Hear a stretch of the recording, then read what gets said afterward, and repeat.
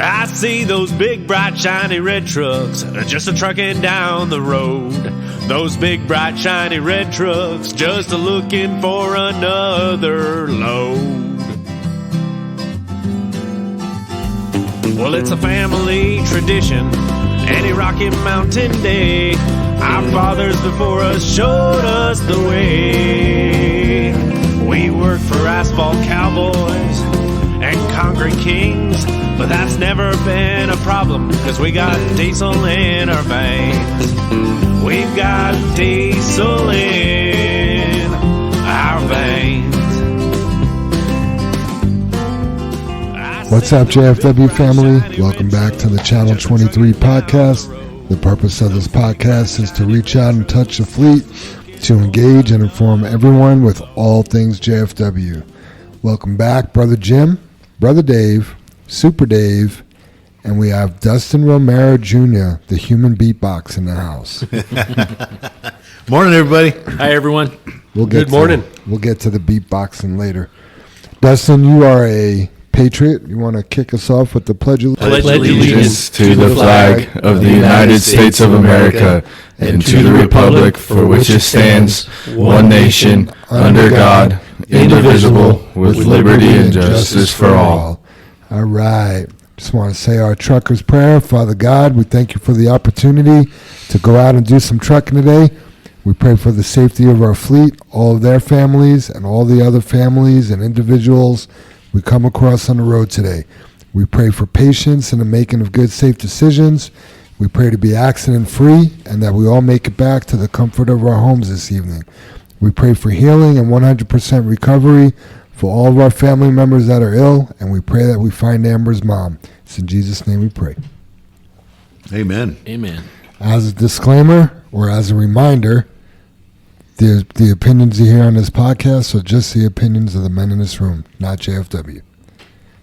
Last week when I was coming back home from Tucson, we listened to Scooby's episode, and we just got on the highway on 10 headed north, and a lot of truck traffic. Well, there's a lot of truck traffic everywhere, but you know, the major highways like that, and you just started to read your prayer, and we're going by a couple of trucks working in and out, and I'm like, that's a good day. I hope they're all safe today. Nice. It was perfect timing. That's awesome. I like that.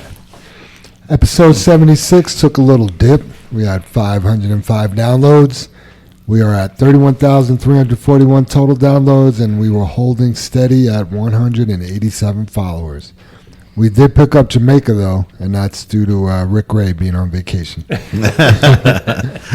It's good that they listen when they're out of the country. I think that's cool. Absolutely. Dustin, did you know I was a mechanic before in my previous life? Yep. And I developed an addiction to brake fluid. And there was an intervention, but I told him I could stop anytime.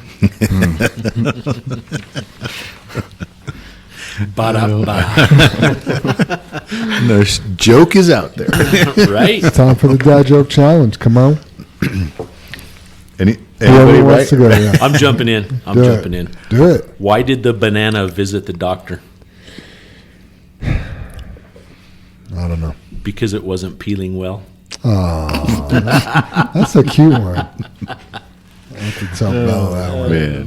Well, I went a little more than a dad joke because we're talking about motorcycles this time of year. I've heard Rick get on there, and I think Ray's warned everybody about motorcycles, nice weather and stuff. So I got a quick motorcycle joke. So a little 10-year-old girl was walking home alone from school one day when a big man on a black motorcycle pulls up beside her. After following along for a while, turns to her and asks, "Hey there, little girl, do you want to go for a ride?" "No," says the little girl as she keeps on walking. The motorcyclist again pulls up beside her and asks, "Hey, little girl, I will give you $10 if you hop on the back." "No," says the little girl again as she hurries down the street. The motorcycle pulls up beside the little girl and says again, "Okay, kid, last offer. I'll give you $20 and a big bag of candy if you just hop on the back of my bike and we'll go for a ride." Finally, the little girl stops, turns at him and screams out, "Look, Dad, you're the one that bought the Honda instead of a Harley. You ride it." Oh, wow. That's funny. That's a good one. Soup? You know, you kind of segued me talking about motorcycles, but did you guys hear about that motorcycle wreck out on I-70 yesterday? No. Yeah, the rider had his whole left side cut off. Did you hear about that? No. Yeah, he's all right now. Gutter boy. I love it. Oh, Dustin, the pressure is on you right now. Okay. What has 5 toes and isn't your foot? Ah, man. 5 toes and isn't your foot. I don't know. My foot. That was good. I think Dustin wins. Yeah. You won the challenge. Absolutely. I do want to point out this is the first time we've had relatives on the podcast, father and son. Different episodes, but Yeah. we've had Dustin Sr. and now Dustin Jr., so that's pretty cool. Yeah, that's Dustin, you actually approached me and said, hey, what do I need to do to come on the podcast? And we just made it happen. But what made you interested of even coming on today? I don't know. I always listen, and it just seemed cool just to come on and talk to you guys. Yeah. Nice. That's true. It is cool. We're cool. What do you need to do? Run it on about an hour and a half sleep. You got off your night Yeah. shift and come in at 7. Yes. Yep. Dustin does work the night shift, and here he is, 7 a.m., doing the Channel 23 podcast.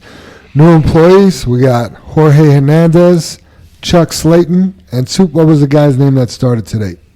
Eric Davenport. Eric Davenport. Yeah. Welcome, you guys. And he's Taquito's friend?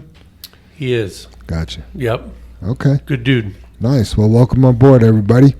Celebrations. Man, Dustin Romero Jr. and Steven Jackson had their 1-year anniversaries yesterday. So happy anniversary, guys. Dustin, this may be a little bit off because you worked in a wash bay before you were a mechanic, and I think this date, there's a day you started turning wrenches here. Yeah, that's 1 year. correct. Yeah, Okay. full Say time. Dustin's been here a lot longer than 1 year. Yeah. How long were you in the wash bay, Dustin? You remember? Just, I think it was like 3 months, just for the summer. Yeah. 3 months, and he came back as a mechanic. So good deal. No birthdays for our employees this week, but we do have some family birthday celebrations. My little buddy, Logan Gamage, his birthday was April 16th. And then Cruz Lisbeth, which is Edwin Garcia's fiance, her birthday's today. So happy birthday, Logan and Cruz Lisbeth. Yeah. Happy birthday. Shout outs, George Quintana. He wanted to give a shout out to JR and Scooby for being awesome. I guess they help him out quite a bit. Ron Bueller, I love this shout out. He wants to give a shout out to Edwin. He said, Edwin 0095 just called to thank me for working nights for JFW. This stands out because we don't really talk much. Not since I handed over 0095. Great kid, man. Chili Dog is right about him.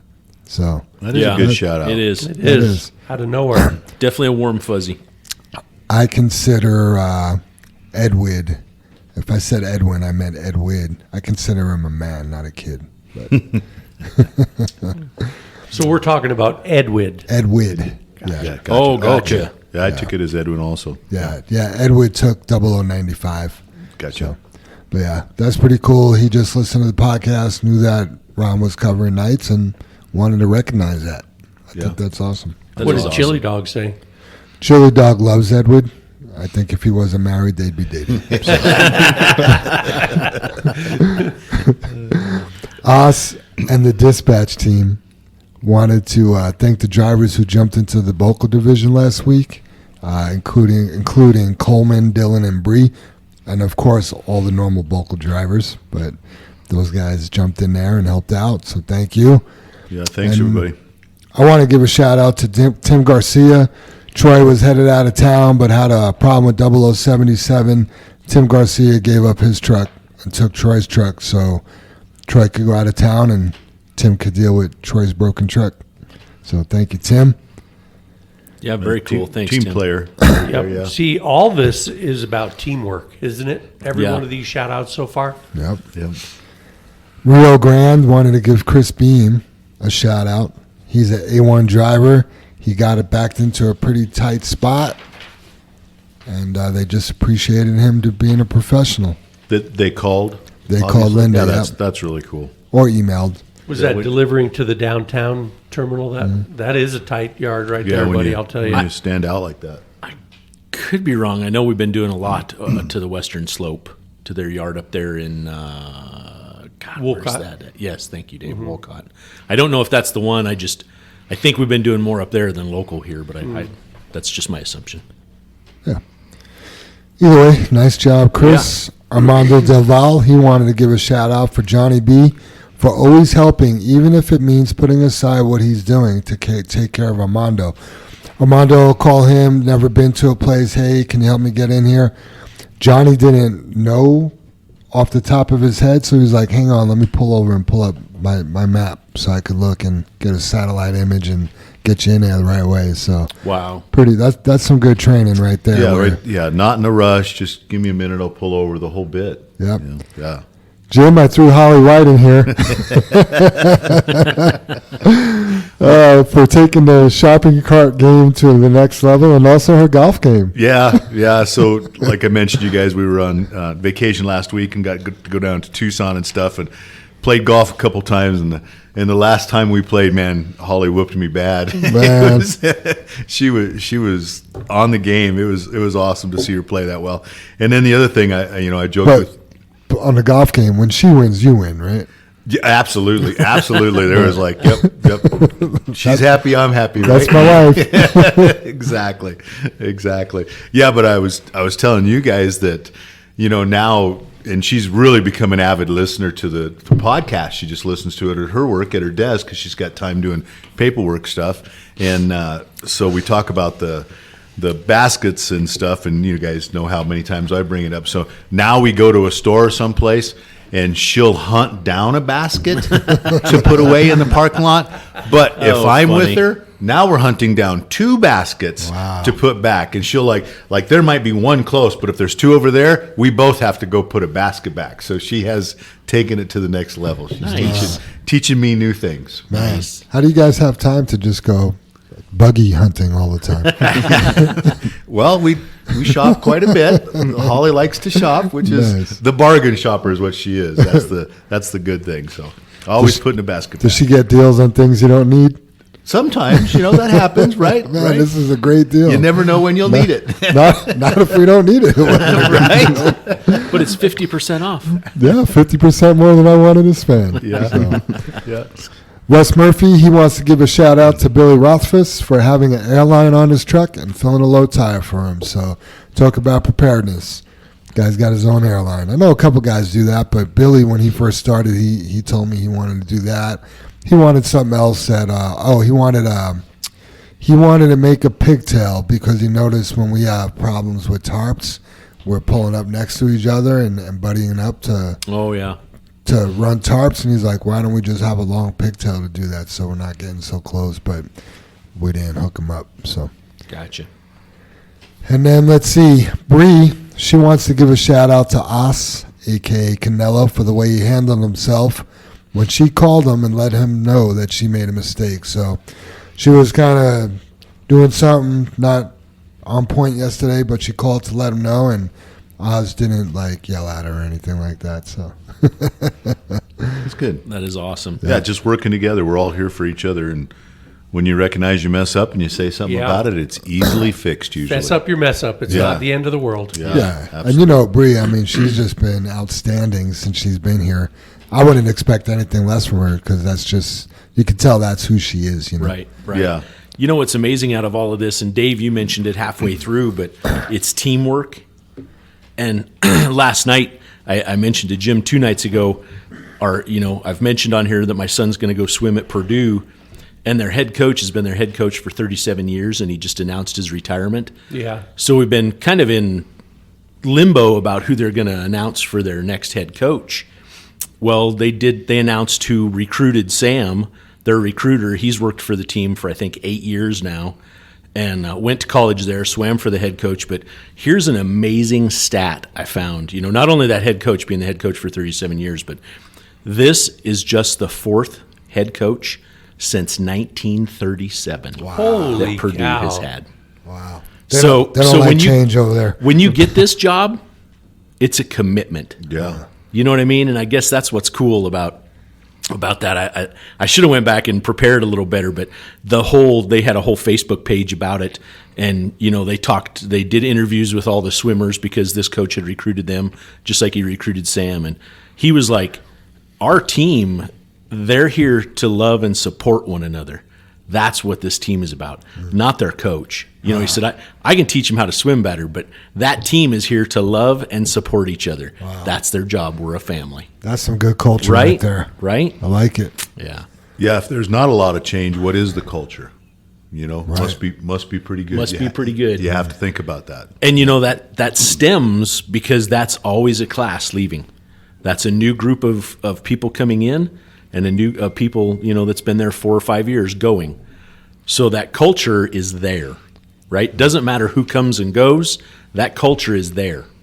And they have that as their base, and it continues, right? Otherwise, I think that turnover would be a lot greater.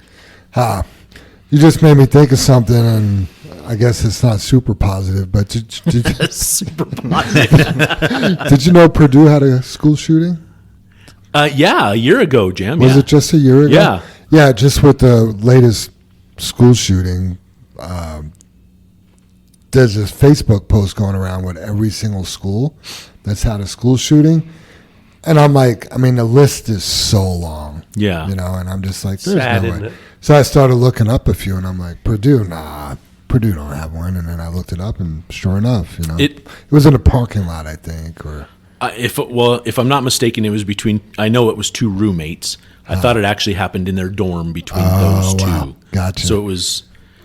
I never jumped into the details, Jam, because it was a one-off for me. It wasn't some mass shooting. Right. You know what I mean? It was. Yeah. It almost seemed like an altercation or something that went turned south. Into, Gotcha. Yeah. Yeah. Not to dismiss it by any means. But it wasn't an active shooter. Right. Like it wasn't. Yes. Like when we hear school shooting, we think of somebody just taking out 50 kids. Yeah. Right. Gotcha. Okay. Cool. Yeah. Not to come back to that, Dave, but was it 4 people since 1936? Yeah, 4 coaches since 37. 30, since 1937. I took it at 36, so that's 21.75 years average. Wow. Yeah. In the last coach was 37 years. Yeah. So it moves that, but if you just did, it's 21 years each one of them on the job. That is amazing. Yeah, and that 37 years that he had is actually longer than that because he went to Purdue and he swam for Purdue. So it was actually like 42 years being involved with the team. Yeah, so that's awesome. Crazy. That's awesome. Yeah. Hey, before we get too far, Jam, I know you usually ask, but I want to, because I switched to the next page, but the teamwork and everything on George Quintana's first one for JR and Scooby, I wanted to thank them also. Teamwork, they both covered the weeks I was gone, and that's cool. Sometimes it's, nerve-wracking to sit here and do the podcast and stuff where you don't know what to expect. So, right. But those guys jumped in here and had my back, so I appreciate that, both of those guys. They did a good job too. Yep. Let's see. I got 2 more, and then we'll see if you guys got some. Juan Morales, he hit me up this morning, said, "Good morning, Jam. I want to give a shout-out to Edwid in 0095 and Aladdin 0096 for helping me out with my preloads from Coors. It's cool that they take the time to make me a drawing of where everything is at, like the scale and where to dump the load." So there you go. Some more teamwork.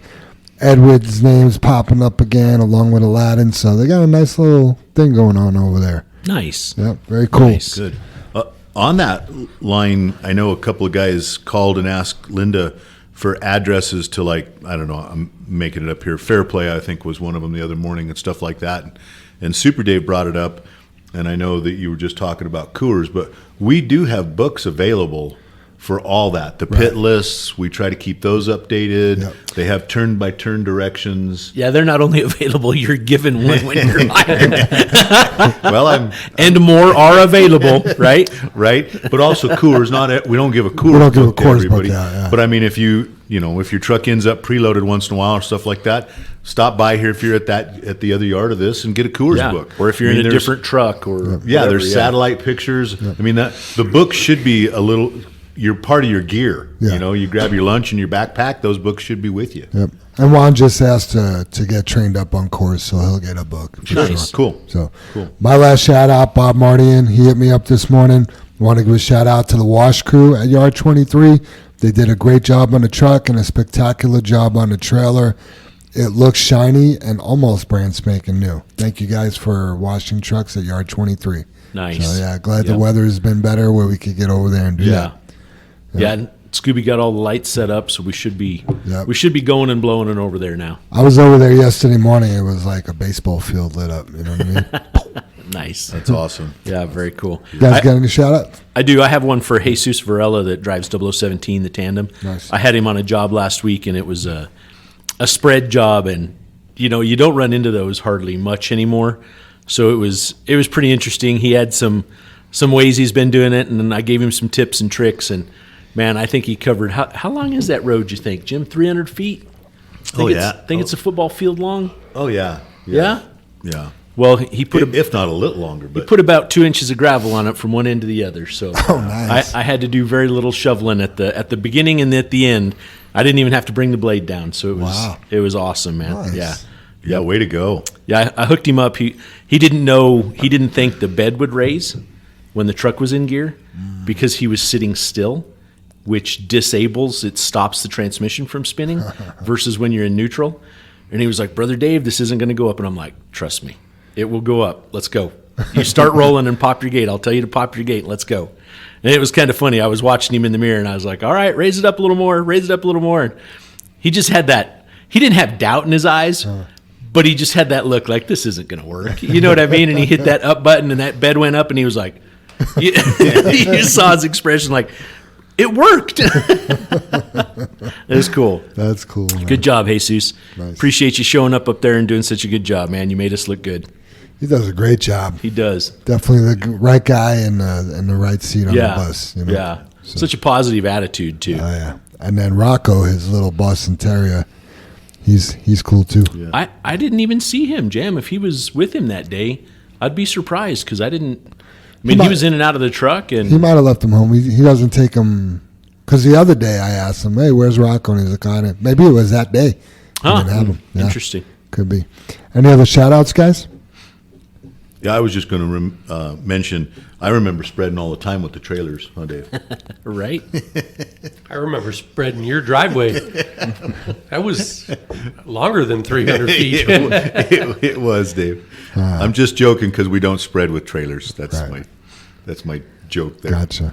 Dustin, you got any shout-outs for maybe some of your shop guys? Yeah, I want to shout out the night crew, I guess. I don't know,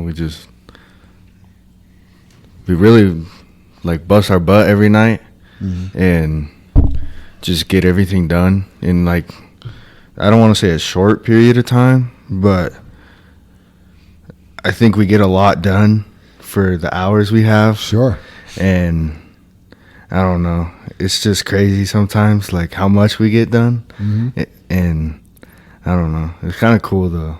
Yeah, you guys. It amazes me because we come in the morning, Dustin, and it's all done. It's magic. You know, and you see the list. My gosh, sometimes the list is more than a page. Yeah, it's And overwhelming. You guys do rock, buddy. Yeah, and you have a limited amount of time. Right. Like, you got to be done when the trucks get in, and if there's violations or safety violations or DOT items that need to be fixed, I mean, they got to be done. So the night crew, Super Dave always says in the meetings, the day crew, they do kind of like the bigger jobs where the truck's going to be down for a few days. But the night crew, they fix all the stuff that broke during the day, and they're the ones that keep the fleet rolling. So you guys are super valued. Yeah, and I don't think the average person, unless they've done that job, can appreciate it. If you haven't experienced it, you don't know what you don't know. You know what I mean? And I'm with you, Dustin. It's pretty impressive what you guys get done. Being there in that seat before, and that it is cool. It's a very satisfying feeling when you can sit down and appreciate the fact that, hey, we fixed everything, so all these trucks rolled out of the yard the next morning. You have to in your position, you have to understand that. And we also have a lot of people that on the other side don't get that, right? Yeah. They're just like, I don't need to finish this tonight. Right. We can finish it tomorrow. And, luckily that's been a caption we've covered that, no, it needs to go, right? We have work. It needs to work. So, that's been a win-win. It's Man. cool you see that. What a sense of accomplishment. We fixed everything tonight, and then you come back the next day and it's all broken again. Put it on repeat. A whole new page. The write-up desk. Yeah, how does that go? Rinse, wash, repeat, or Right. wash, rinse, repeat, whatever, however that goes. Yeah, I think we miss a part of that too, and you guys have all said it. It's the repair, but they're also keeping up on all the maintenance. Right. So the oil changes, Yep. the All the rotation grease. of tires, Yep. greasing, Brakes. all that. So it's twofold, and our maintenance is outstanding. I Yeah. mean, we don't have any of the problems we had years ago because it's getting done. So Right. it's especially when you look that you have to fix that, but you're also repair or maintaining it. Yeah, and I mean, our day crew's awesome as well, but the trucks that are here, I mean, they either break down during the day and it's kind of like a pit, pit crew repair, Yeah. or the truck's down. Yeah. But the fleet's gone all during the day. All the problems that occur, okay, write it up tonight when you get in, write it up tonight when you get in, Yeah. write it up tonight when you get in. Well, these are the guys that deal with it. So, yeah, very good shout out. Anybody else? Dave, you got a shout out for Don. Don Keller? Yeah, didn't you talk to him yesterday or the day did. before? Yeah, How's he a couple doing? times. He's doing really well. His back surgery was really big. It was 7 hours on the table, and they thought it would just be maybe an hour and a half. Wow. But they found a lot in there. It's kind of funny, you never know what you're going to find until you go in somewhere. And they found a lot more damage, I guess, when they went in. And he's doing great. He said it's the first time he injured his back in 2009. And so he's been living with back pain for quite a while. Yeah. You remember he took some time off last year to do physical therapy and Right. try to mitigate the pain that way. Didn't work. But he said, Dave, this is the first time in all these years I don't have pain. So He's still on painkillers?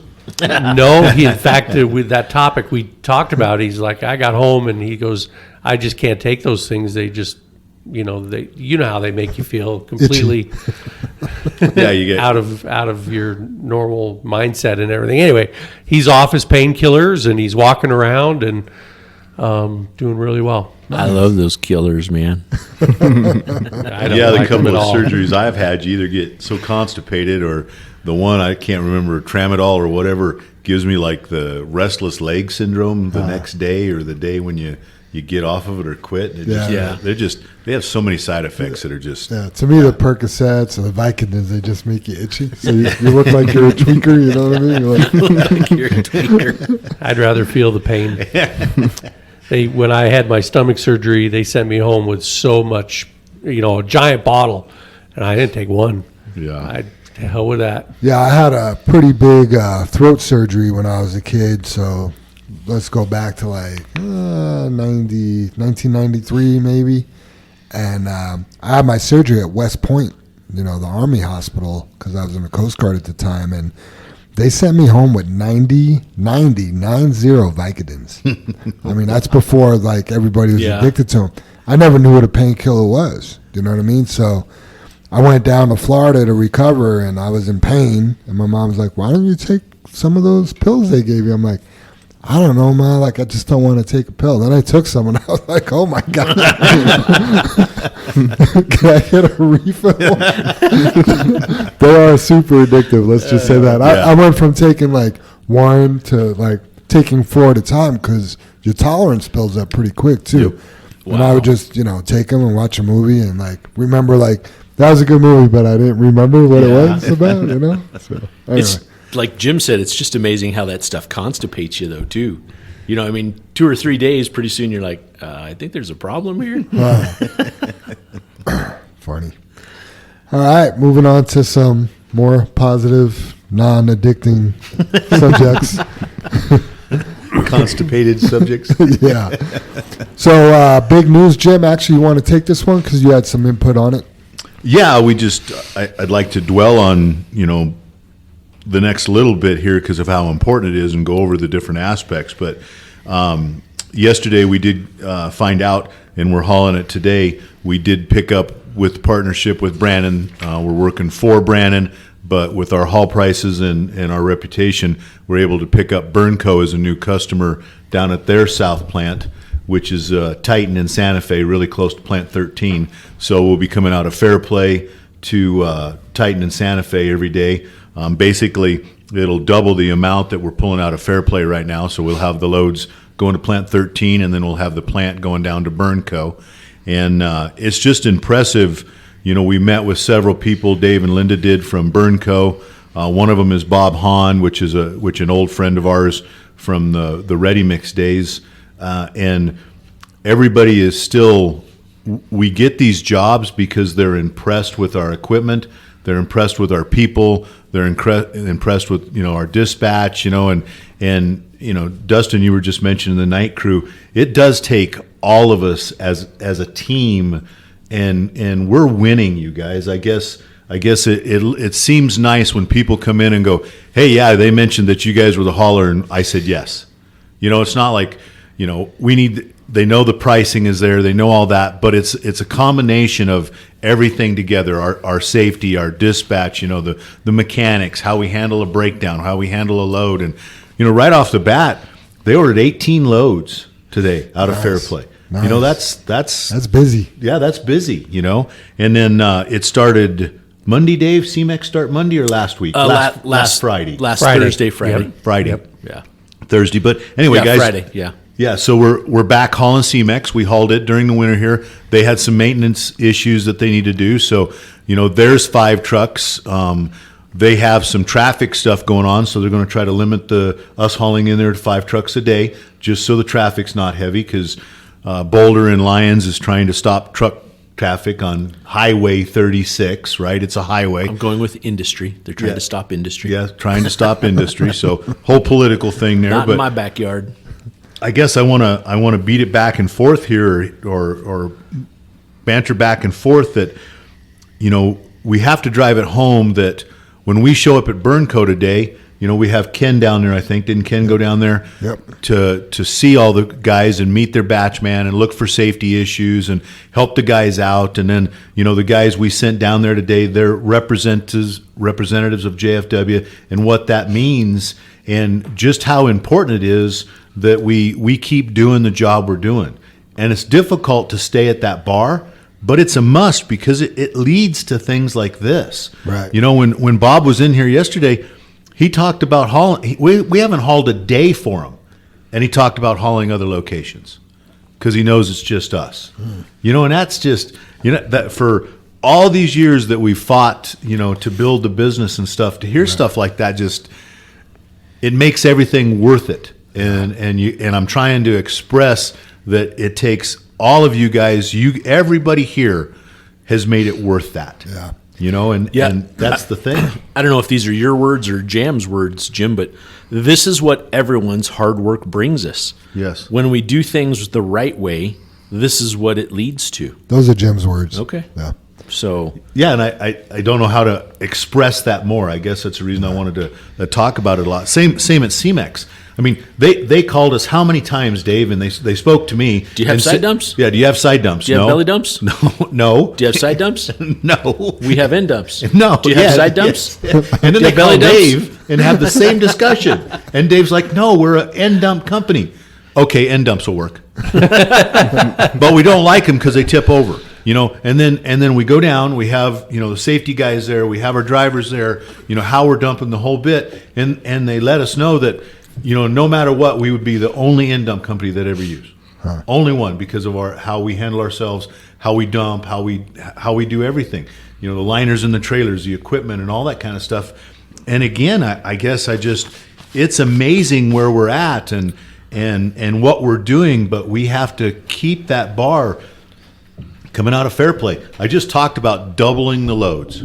Okay. So now we've doubled our chances for an accident, for upsetting the public, for, you know, doing whatever. And we have to be on our A game, you know, strapped in, ready to go every day. Yeah, that's what the JFW way is, because we'll have guys come from other end dump companies, and then we got to, you know, they think they know, and they do. They know how to dump a load, but they need to learn our way, and our way is our way for a reason. And it just feels good to come off this long, hard winter where we've been telling these newer guys, like, just wait. Just wait. It's going to get busy. Just wait. Just wait. Well, when's it going to get busy? Well, it should be busy now, but Monday. just wait, you know? And now all of a sudden it's like, we just got busy. Like today we're busy. Yeah. You know what I mean? And correct me if I'm wrong, Dave, Burnco is a 3-year contract. I think that's what they're looking for. So that's more winter work. You know, we'll slow down in the winter like always, but that's another customer that's going to run all winter. Right. We ran CMEX most of the winter last year. So there's such good things. And I wanted to mention, you know, I don't know if I was going to try to trick you guys or ask you guys, but in most businesses, you know, when you go in and stuff, they have a team of what, I guess, and I don't know if I'm phrasing that, but you think of what most companies have when they have a product and they have something. What do they have usually? Team of salespeople. Exactly, you guys. Salespeople.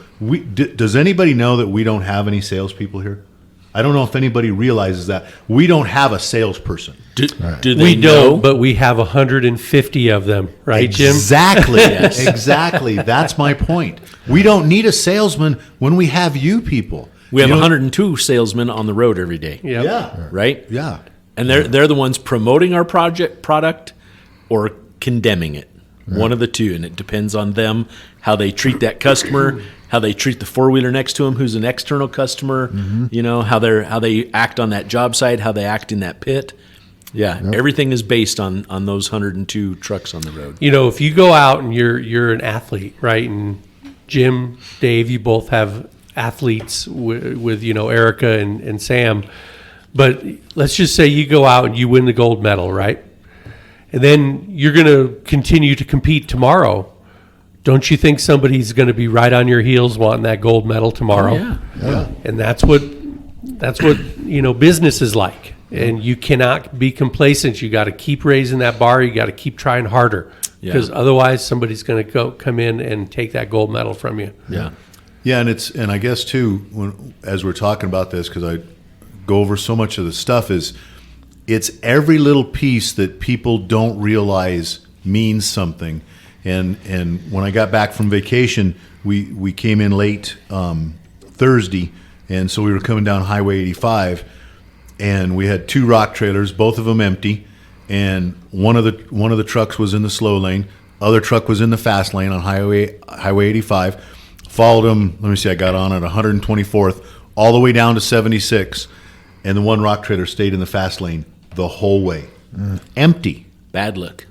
And I'm just like, man, and the guy that he was, I don't know if they were running together, but our other truck that was in the slow lane gave him plenty of room to get over. Easily could have got over, wasn't up on traffic or nothing. And then my whole thing about being empty. I mean, that truck's a sports car, empty, right? And I just like, oh, that sucks, you know. And I walk in the office here, and I think Jam, you might have been here, but I know JR's sitting there, and Oswaldo and Linda, everybody. And I walk in the front door, and I go, hi, missed y'all, love y'all, but I got to get back to work. Who's in this truck? Who's in this truck? Because it wasn't a representation. But that guy that was in the fast lane, if he's holding up, I don't know, a plant manager, a guy from Burnco, Right. a guy from CMEX, Off-duty police officer. a state patrolman. Yep. Yeah. You don't realize what every one of your actions brings to the next step. Mm-hmm. And you mentioned it, Jam. We ask you to dump a certain way. Whether you've got tons, that pun there, of experience dumping and in dump, this is the best way to do it. And I can say that we're proving this now because we've been doing it so long. This is a better way. Not that there's not a better way that might come along. Right. Not that somebody might have an idea, because we love to learn and be better. But this is working. And as we, going out the driveway and you don't, you bash the curb, or you bash in and out of the plants, or you don't realize your speed, that's because that's an image of what creates a whole world of JFW. Absolutely. I don't know what else to say, guys. I Yeah. guess I'm excited and mad about the truck being in the fast lane all at the same time. Yeah. I've said it before. The hardest part of doing good is doing it every day. So Yeah. we went out and if we go out and win the Super Bowl today, great. But we got to do it again tomorrow. Right. We got to, nobody's perfect, but the foreseeable problems of a truck being in the left lane and not moving over, that's not the way we do things. We say it over and over and over again. Unless you don't listen to the podcast, unless you don't pay attention to, PAYCOM announcements, we don't stay in the left lane. Yeah. So we just got to do it right every day. Yeah, and you're not losing an hour. You're not losing half an hour. You're not losing anything. Yeah, you're not losing anything. The big picture is when we do it right, we gain. We just gain burn code. Yeah. You know what I mean? And that's from doing it right and taking our time and doing it the right way. So. Yeah, absolutely. Yeah, Super Dave, you've been here so many years, and people that go, oh, I liked it the old days. The old days. Do you want to go back, Dave, to the old days? I mean, we had that conversation, Jim, and you're like, "Isn't it better nowadays?" And I'm like, "Way better." Right? We struggled, for all those years. Ass wants to go back. I know we talk about that a lot, but I haven't heard anyone say that for quite some time. Yeah, that's true, Dave. I've heard it a little bit, and it's like, bro, you've worked here for 2 years. Yeah. But there's some Dustin. What is a 74? Your new truck. There's a coolness about that. A C10, right? Yeah. Do I have that? That's a cool pickup. That's old school. That's cool. But doing things the way we used to do it, not the right way, the heavy way, rushing in and out of traffic, all that kind of stuff. The power the trucks had, the jakes they had. We don't want to go back to that. Yeah. And that's the difference between old school and new school. Yeah. Is being better. Dustin, so in the shop, you guys have a certain way of doing things, right? Yeah. It's pretty standard. Like, I don't know about how you guys do it, but if somebody's going to go, let's just say, change a set of tires, you guys have a procedure and a way to do it. Oh, yeah. And if it's not done that way, you guys are probably looking at each other like, why'd you do it that way? It doesn't work. Oh, yeah. Can you elaborate on that a little bit? So how you were saying, like, we have a certain way of doing tires. Well, of course, you got to jack it up, but you never know, the jack could fail or, like, go down or whatever. So you have to make sure you have the jack stands, make sure you're just safe while you're doing it. And usually John is watching too, making sure we're all safe. Nice. But yeah, that's really the main thing in the shop is just being safe, because there's so many ways you can hurt yourself in there. So do you guys hold each other accountable? So if you saw somebody doing something unsafe, are you going to say something to them? Oh yeah, I always do. We all look out for each other and make sure we're all being safe, because there's too many ways we can hurt ourselves. No doubt. Yeah, when you say we have 102 representatives on the road every day, what it takes to get them on the road every day behind the scenes. I mean, it just takes all 150 employees every day to do this. It is one big chain. We talk about that all the time. Yeah. Wash bay, dispatch, night shop, day shop. Just everything. Just coming to work. Right? Every position is critical. Yeah. It just is. Yeah, and you speak of that, Dustin, and Jam asked you if you hold yourselves accountables. If I, in my position, I have to say something if I see something unsafe, right? I just can't let it go. That's our family business, okay? But with you guys, we have to instill some kind of incentive of the safeness that you're going to get hurt, right? That's the bottom line, no matter what. But the other day, we were all talking, and I think it was a fairly new guy, but one of the older guys said something about slowing down. And the new guy got upset and was like, oh, basically something was said, mind your own business. Right. You're sticking your nose in my business. Being nosy. Yeah, being nosy. And the thing is whether you've been here, even if it's a new guy telling an older guy to slow down, right, because that's not what we do, that again is not being in somebody's business. Yeah. That's our way so that we can guarantee we're successful. Right. This is our business. Everything is our business. Yeah. But not just the leaders. It's everybody's business, because it affects everyone. Everyone. So how do we keep, pushing our culture to make people understand, like, this is our business? And sometimes it takes a little while. I know the individual we're talking about, and we've had some private conversations. I feel like he's a good person, but he just comes from somewhere else, and he needs to learn our way. Yeah. When I bring stuff up like that, I'm not dogging that person Right. or anything like that. Bad person, good person, or anything. It's the reason we're asking that is what I want them to see. Right. The person that was in the fast lane, just staying in the fast lane, does that probably affect that person? Probably not. Right. Okay. When you really dig down, but will it affect him in 2 years when we don't have any business and we can't buy new trucks, or we can't have a great night crew that's fixing the trucks? That'll affect him. I just think it's doing it the right way. Yeah. It wasn't being done the right way. You need to do things the right way. And that's, we talk about that all the time. But I mean, to me, the analogy for that is you're sitting in church, you're listening to the sermon, and you're talking to your friend or your wife, and it's loud during the sermon, and the person in the row in front of you turns around and goes, shh. Do you realize you're being loud and you be quiet? Or do you look at him and go, mind your own business? Yeah. Right? What would you do? Mind your own business. Amen. Yeah, I bet you would be quiet and pay attention to the sermon and go, Right. oh man, I was wrong. Yeah. But we as truckers on that CB, we become a different person. Yeah. Right? When you're called out in real life, it's different than behind that imaginary mic. I think that has a lot to do with it. You can almost hide a little bit where, I think if you were in church, you'd be like, oh, I'm sorry, sorry. And you'd be quiet again, right? Right. But I don't know.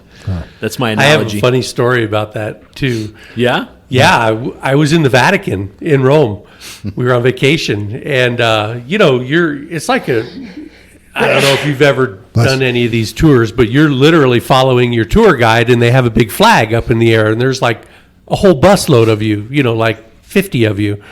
And so you're just following them around from this place to this place to this place. We went into the Sistine Chapel, right? And it's like 95 degrees outside. You're in t-shirt, shorts. I had my ball cap on and cruised into the Sistine Chapel. And this lady turned around to me and she said, take your hat off. This is a holy place. And I freaked out. I was like, she's right. I'm in the freaking Sistine Chapel here. Holy shit, I'm fucking sorry, man. That was my inside voice. So anyway, I took my hat off, and it was an old lady. She was probably like 90, and these little old ladies, they don't mix words. They don't have to. They're 90. Nope. And the lady's daughter turns around. She says, oh, I'm so sorry for my mother. And I was the one that felt sorry because she was right. Excuse me, she was right. She was right. You bet. Needed to I do took it the my right hat way. right off. I was in the Sistine Chapel. I'll disagree. Wearing a hat in a holy place doesn't make that place unholy. It should be okay. So, but hey, I think it's more about the respect of the older lady and what she thought the Sistine Chapel was, because it's the same as the respect I require for our trucks, Jim. right. But you're saying what she thought. Yes. She It's the thought. same thing for me. What do I think about our trucks? Well, it's your business, so right? You might not agree with me, right? No, I do. But I'm just saying, wearing a hat in a church doesn't make the church any less holy than what somebody thinks it was. Yeah. Well, Jesus doesn't think that hat made it unholy. I can tell you that. The thing is, though, that before you go in, your tour guide says, all right, no cameras. Okay. No bags. You had to leave all your bags. No hats. No hats. Well, then you didn't listen. Yeah, but there's like 50 people. Sometimes you're literally 50 yards away. In the back of the bus. Right? Well, you're in this group, but then it's amazing, Jam. There's like, I don't know, 1,000 people all doing the same thing. And there's 50 tour guides all at the same time. It's very, very hard to hear. And you're even wearing headphones. Oh, wow. That they announce the stuff through? Yeah. Yep. That she's got a microphone, or our gal.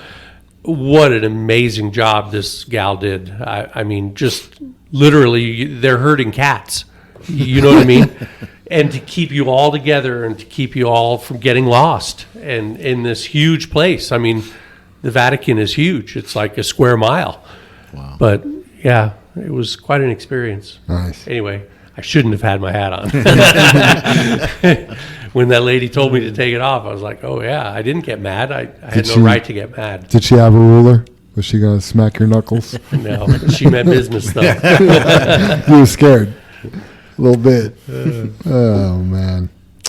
All right. You guys good on Burnco and C-Mex? Yeah. Cool.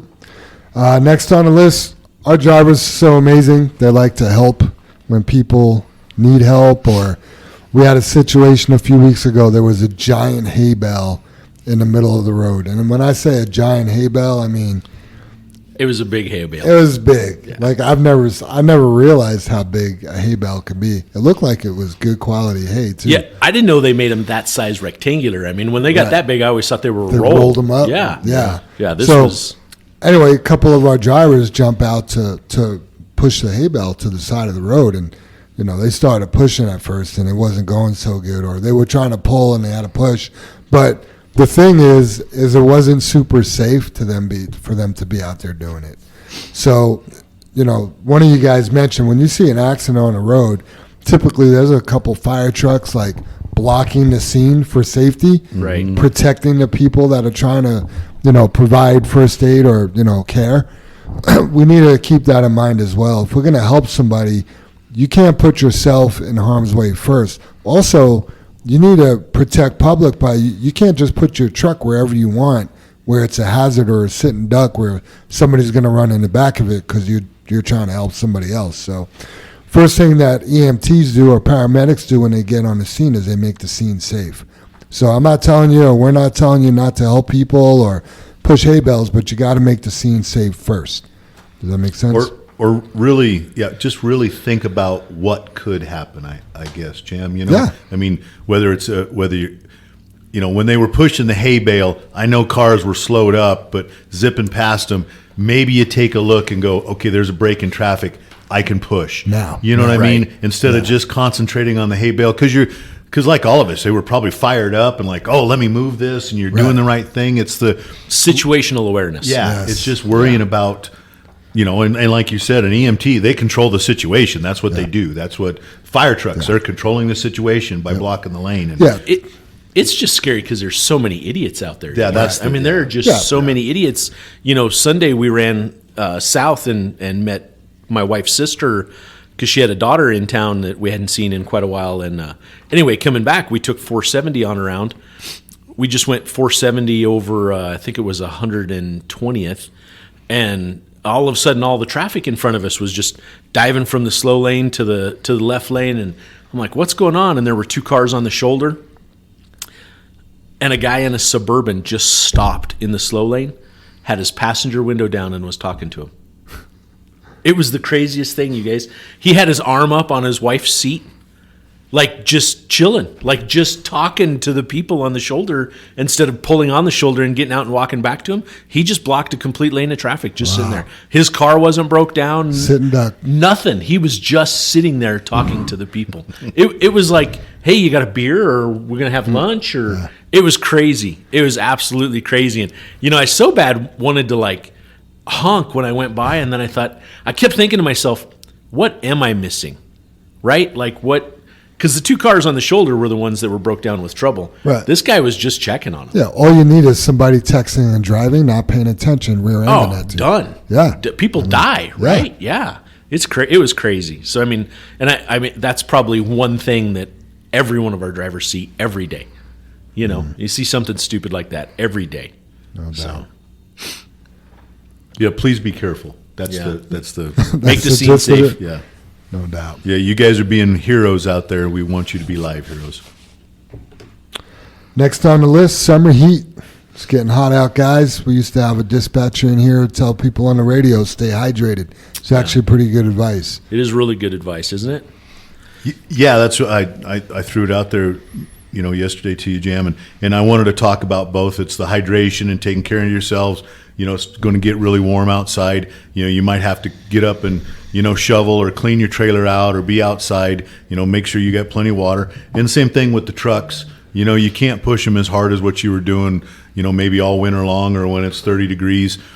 Drop down a gear, back out of it a little bit, whatever you need to do. The trucks, it's going to get hot, and there's three types of heat. When I mentioned this that I wanted to talk about, so you personally staying hydrated, the way the truck's going to handle the heat, not that you shouldn't be no matter what year round, but tires are affected by heat. That's the biggest killer of them. So make sure you're thumping your tires, checking your, all your fluids, back off the motor a little bit when it's hot out. But also, as we talk about C-Mex and Fair Play and the Burn Co., and as we're getting busy, the heat's on us now too to get the jobs done, to get the loads done. Winter's basically over. We might have another storm. We might have a couple rain days. It's time to truck. Right. And everybody that said, hey, it's been a rough winter and stuff like that, that's done. There's no excuses. You need to truck. Yep. You need to check on early loads. You need to check with dispatch. Yep. You need to check whether you can go to Fair Play.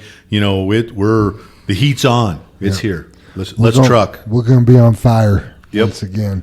Yep. The other thing, and Ray put this in his tips and tricks a few weeks ago, with the heat comes the AC, right? And if you got your air conditioner on full bore all day long, it's going to freeze up. So maybe back it off a little bit and, use it wisely. Yeah, and there's a lot of stuff. Check your air conditioning now. Make sure it seems like it's cooling. Right. And there's a lot of little things you can get with the shop. Sometimes the trucks have been new enough, but, just blowing the radiators out, cleaning the condensers out. I think there's a filter that we can clean in the cab, the in-cab filter, and, throwing it out there. I know we talk about the dogs and stuff like that, but no matter what, dogs have hair. And usually when we check an air filter in one of the guys' trucks that has a dog with him all the time, it's matted closed with dog hair because it draws the hair up. So if you're one of the guys that has a dog with you, check your air filters if you're in cab. I'm not sure how the Kenworths and the Peets work, but there's a lot of tips with that to keeping things clean and ready to go. Nice. Another thing we wanted to bring up is parking in the red lot. I brought it up last week, or I put out a Paycom announcement, or maybe I just talked to a couple people. But in the red lot, we actually there used to be bright orange fuzzies in the ground. They're not so bright and orange anymore, but if you get out, you could spot those fuzzies. When you park, your trailer and tractor need to be in between the fuzzies so everybody could fit and park. We've had a couple situations where, you have 3 trucks, the 2 outside trucks park a little, on the inside of the fuzzies, and now that middle truck cannot park, and they got to move trucks to get into their spot. So I think Scooby has plans to replace the fuzzies with rope. That's what he was talking about, Jeff. Spray paint them yellow. We can always just at least buzz over the fuzzies and spray some paint on them. That's a Clean good them idea. off right quick and spray some paint on them. Yeah. That would help just to get us through a little bit here. Nice. And I think they're planning on blading that red lot soon and filling in the potholes and the ditches and everything else. So Yeah, summer's here. We got to get the spring cleanup. Yep. Yep. Slip seat drivers, or if your truck goes down, we want to talk about driving other people's trucks again. Make sure you're doing it the right way. Make sure you're filling it with fuel at the end of the day. Make sure you're pre-tripping and post-tripping the truck. Make sure you're cleaning it when you get out of it. You're not leaving your pop cans or garbage in there. Fact. Super Dave, you want to take this next one? Yeah, anybody that's been trucking for a number of years knows that each year the Commercial Vehicle Safety Association, or CVSA for short, has an annual road blitz, and it's typically every spring. And this year it's May 16th through 18th. And what that is all over North America. It includes Canada and Mexico, but you will have, through those 3 days, road checks, everywhere. I remember once I was going out, I don't know if I was going to Aspen or just making a delivery to Glenwood, but I think everybody probably knows that really, really big truck parking area in Dotsero. Yep. It's mostly for chain ups when the chain laws are up in the mountains, and the trucks will just park there and wait till the chain laws go down. That whole parking lot was a vehicle check. They had a lunch wagon. They had about 10 porta potties lined up. It was a big deal. Every single truck had to get off the highway. You couldn't just keep going. It wasn't like them pointing you in like a set of portable scales. It was huge. And those types of things are set up everywhere.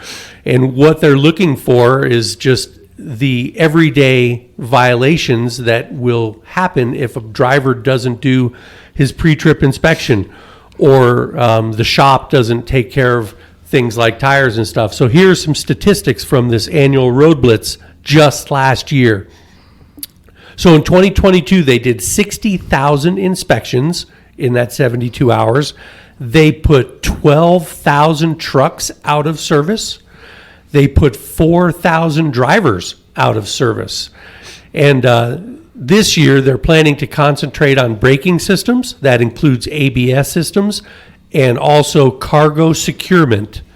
So, on a flatbed, obviously that's like chains or straps, but for us, it's tarps and mud flaps, right?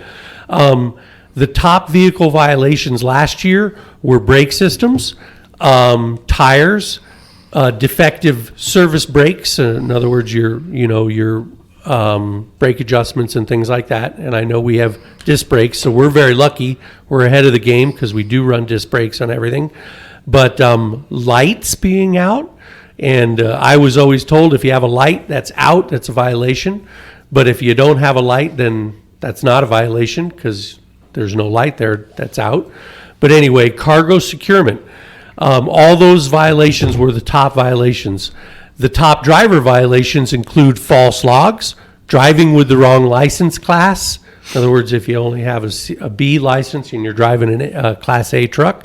Hours of service violations, suspended driver's licenses, and not having a medical card. So let's everybody be on our game, get our trucks, do extra careful pre-trips and post-trips, get our trucks up to date. So May 16th is a little bit less than a month away, or right at a month away, and they'll be out pulling trucks over. Nice, Dave. I would just, to put more numbers to it, that out of 60,000 inspections, you said they put 12,000 trucks out of service. That's 20%. Yes. 20% of the trucks got put out of service for truck violations. Then 7% of the drivers. Mm-hmm. But you add those two together, there's a staggering number. 27% of, I'll call it truck or driver, it doesn't matter to me. It's one infraction. They pull you over, they're inspecting that truck and they're inspecting that driver. So 27% of the vehicles were put out of service. I got to point out too, that's just not a write-up. That's out of service. Yeah. And that's terrible. That is, yeah. Yeah, man, do your job. Our numbers are much less than that. Right, yeah. We were joking with Mikey the other day, Dave, in the office, because you bought him the book. You got 2 of those books. Go ahead. Well, the book was out of service regulations, things that would put your truck out of service. And Mikey looked at it and says, that doesn't happen here. Yeah. It was funny because the CSA, or I'm sorry, the Colorado Motor Carriers Association, they reached out and said, hey, we got some new books this year, and we don't get the opportunity to get them very often. Our books were pretty old. We haven't updated our books for years, And I was like, yeah, I'll take 2. And gosh, they're like $65 or $75 a book, And I thought, well, I want one, and I'll get the shop one, And maybe we can put one at both shops or whatever the case may be, whatever's needed. And I handed it to Mike. I was like, here, I got you a new book. And like you said, well, we don't need this, right? Yeah. And then he goes, we don't have those problems. And oh my gosh, Dave, he sat down and started going through the book, and it was like a comedy routine. I mean, some of the things that were written down in this book, it's funny. I can't give you an example, but they were the dumbest things. I mean, they were just absolutely mind-boggling dumb. And Mike's like, can you believe this? And I'm like, no, I'm dumbfounded at some of the things in there, but it was funny. I mean, we got to chuckling, and it wasn't like once. It was for about 30 minutes. We were laughing at all the things he found in this book. It was pretty crazy. Dustin, sorry. I was just going to ask Dustin if you guys pay attention to a lot of out-of-service items. Are you guys trained on what those are? Oh, yeah. Yeah. I mean, that's what we look for all the time. That's on the like shorts. The big focus. Gotcha. What are you going to say, Jim? Oh, I just looked this up right quick. Easy to do. You can just do it right off our DOT number. So as of 4/18/2023, we've had 26 vehicle inspections, 61 driver inspections, and You know what our percentage of out of service is, vehicles? 0. 0. Nice. But Drivers. do your job, take care of yourself. Out of the 61 drivers, we've had 4.9% out of service Wow. of drivers. The national average, though, is 6.65. Nice. So I know a few of those were medical cards. I was Right? going to Yeah. say, right? and not to minimize that, but for you listeners out there, if you don't understand how this works, your DOT medical card is attached to your CDL license. Yes. If your medical card expires, they cancel your license. So if a guy's not paying attention and allows his medical card to lapse, well, 10 days later, you don't have a license. One way you can find out about that is going through a port. And they will tell you that your license is canceled and you cannot move, and we have to go pick you up and pick the truck up. The other thing that happens occasionally is you'll send in your med card, but you don't verify that the motor vehicle has received and accepted it. Yeah. So you may have done it, and it could be an administration problem, but that's typically why we would have an out-of-service violation for a driver. Yeah, absolutely, Jim. You're spot on. That's the reason. Because then the other interesting thing, and all due to Dustin and the night crew, and obviously the drivers, but for a vehicle out of service, the national average is 22%, and we're 0. Wow. Wow. So That's in line with their exactly checks. in line. Dave. Yeah, the exactly. CBSA They road put blitz. 20% of the vehicles they pulled over out of service, and the national average 22%. So it's right. It's right on the numbers. Yeah. Brother Dave, next item on the list was yours if you want to take it. I do. We substituted this podcast for our safety meetings, right? Our safety meetings, we never had a dad joke. We never said the Pledge of Allegiance, right? We didn't have nearly as much fun. The good news was they were only about 30 minutes tops is what we tried to keep them at. I'm sure we had some that went longer. But I guess my question is, how do we get our faithful weekly listeners to try and get the other people that aren't listening to listen? And the whole reason is all the things we've talked about already. The new Burnco haul, the talking about the CMEX haul, the, making the scene safe when you're broke down or, helping out on the side of the road. This is all information that we would go over at our safety meetings. And I guess what we've talked about here as a group, you guys, is, and this, the people that aren't listening to the podcast aren't engaged. Right. If they're not engaged, they're not the ones who are doing a good job here. And it just coincides. They might be doing an okay job. They might be getting by, but they would be better if they were listening to the podcast. So, we put stickers on all the trailers. We're trying to get the word out, trying to get all sorts of people to listen.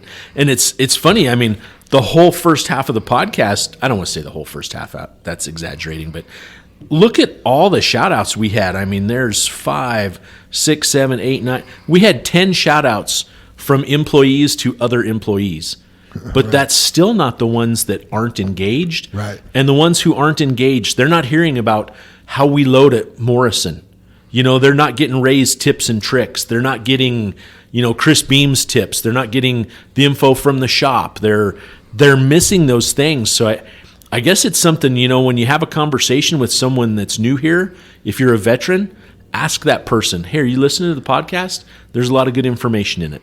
And I just feel during a 60-hour week, you can squeeze a couple hours in to listen to our podcast. And that's not to pump up the numbers. That's not to, I'm sorry if it's boring or this isn't entertainment for you to listen to, but it truly has so much valuable information that I guess we're asking for our faithful weekly listeners to try and prod the non-listeners to listen. Yeah, truly, if we only had 150 listens a week, but they were all JFW employees, then Done. The goal of the podcast has been reached. Right. The fact that we have other people listening is great, but that wasn't the objective or the right. The scope of what we were trying to do with the podcast. Right. Yeah. It is great though if you're in the trucking industry, Oh, yeah. Jam. I think it's great We're if you enjoy it. Period. Yeah. Great, listen to it. You know what I mean? I think Yeah. that's wonderful. But we hope to help people, especially not only in trucking but in our industry. That's the goal, right? Yeah. And for all your non-JFW employees, keep listening. Yeah, the fact that we could have 700 downloads listen to a podcast just blows my mind. Yeah, phenomenal, right? So- Phenomenal. But Yeah, and you think, if I was to bet, and I'd love to lose this bet, but the guy that, the person I caught in the fast lane doesn't listen to the podcast. Nope. Is not listening to the podcast. Nope. Some of the other violations we've had, they're not listening to the podcast. Yeah. Right. And everything we talk about is positive, and we may not talk about it positively because we're trying to make the point, maybe we could do that better, but it's still being better about being positive. Mm-hmm. And, putting the shopping carts away, that's just it's just better. You don't have to, yeah, right? You don't have to, but seriously, what is wrong with pushing a couple carts back to the store? So church has been brought up a few times during this podcast, right? And I'm gonna make another analogy here, right? So when you free yourself from sin, you got to hate your sin. So let's say you're a person that steals, right? Until you hate that you steal, you're not going to free yourself from that. Like, I just stole again, but it's okay. Same thing.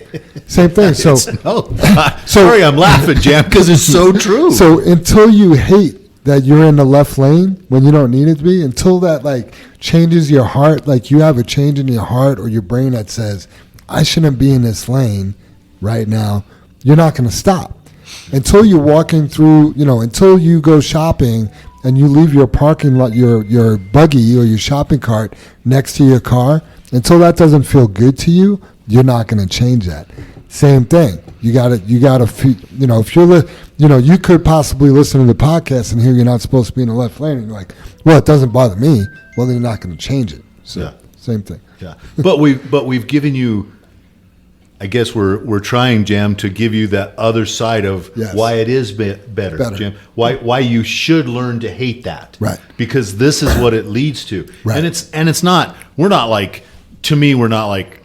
I don't know. If you do it that way, you're the best. Right. It's the common sense of what we're trying to talk about. Right. That what it means, I guess. I get it. And I'm just going to throw this one in there too. Until you hate that you're less than 1 second away from the car in front of you, and until it bugs you internally, you're going to keep doing it. I don't know if this is a good correlation for that either, Jam, but, I've had a couple conversations with people, and we tell everybody you got to work here a year, and we've had some conversations where people are hurting for some money, been slow. It was probably, I think Chris Beam is one of the guys that this person talked to. This is probably, he said, one of the worst winters he's had here because of the storms were every Wednesday, just how they fell, all that kind of stuff. Weren't they? Yeah, for like 2 months. I know. Yeah, right? Supposed to rain later today. And we had snow removal if you were fortunate enough to be on that crew. But I also the person I was talking to, we did some research, and I'm like, okay, what can we do to help? But the person's on our high road hauling is, I think it was 72nd. Yeah. It's about 72. Yeah, about 72, and you're like, okay, so you're pretty much the bottom. So what are you doing during the day? Is that a lot of stops? Is that a lot of bathroom breaks? Is that I don't know, phone calls where at least you're being safe and you're stopping, but you're not using a headset. I don't know what is. You have to examine yourself at that point. And we were going to take some time and look through some video and see if we could come up with some pointers on where you're spending your time, and help. But I guess that's you still have like you said, Jam, you have to learn to hate it. Yep. You have to want to change your ways and go, I need to make a little more money. I need to hustle. Yep. You Absolutely. just have to do it the right way or be better, or Yep. I mean, we're talking about the same exact thing that we were talking about with the guy pulling out of the yard from the red yard over here, that we mentioned earlier this morning. Another driver, a veteran driver, said something to that newer guy, and the newer guy was like, hey, it's none of your business. Quit being nosy. He's just trying to help you do it right. Yeah. Yeah, and then I think, just like, and basically we just called that guy out, right? Yeah. Like you said, Jim, not to be mean or whatever we want, but that guy can come right in and quit tonight and go, hey, those guys called me out today. Yeah, we did. Yeah, we want you to change your heart posture. Yes. Yep. Yeah, because there's a better way to do it. Yeah. That's a good way to explain it. That guy in the left lane, Jam, he should change his heart posture because that's just plain inconsiderate, and he's not thinking about the other motorists out there. No. It's all about me. On average, how many people do you think watch football? Any football? High school, college, NFL. Well, I know 4 people out of the 5 in this room do. So Jam doesn't? Nope. I got things to do. Can't sit down and watch TV on a Sunday. You kidding me? I guess, but at some point you've had a kid in a sport, whether it's football or not. Hockey, doesn't matter. You know what I mean? Baseball. Well, probably not baseball so much, but if you get called for a penalty in any of those sports, you've done something wrong. Your team is penalized, right? Is it not? Yes. Does that not hurt the team?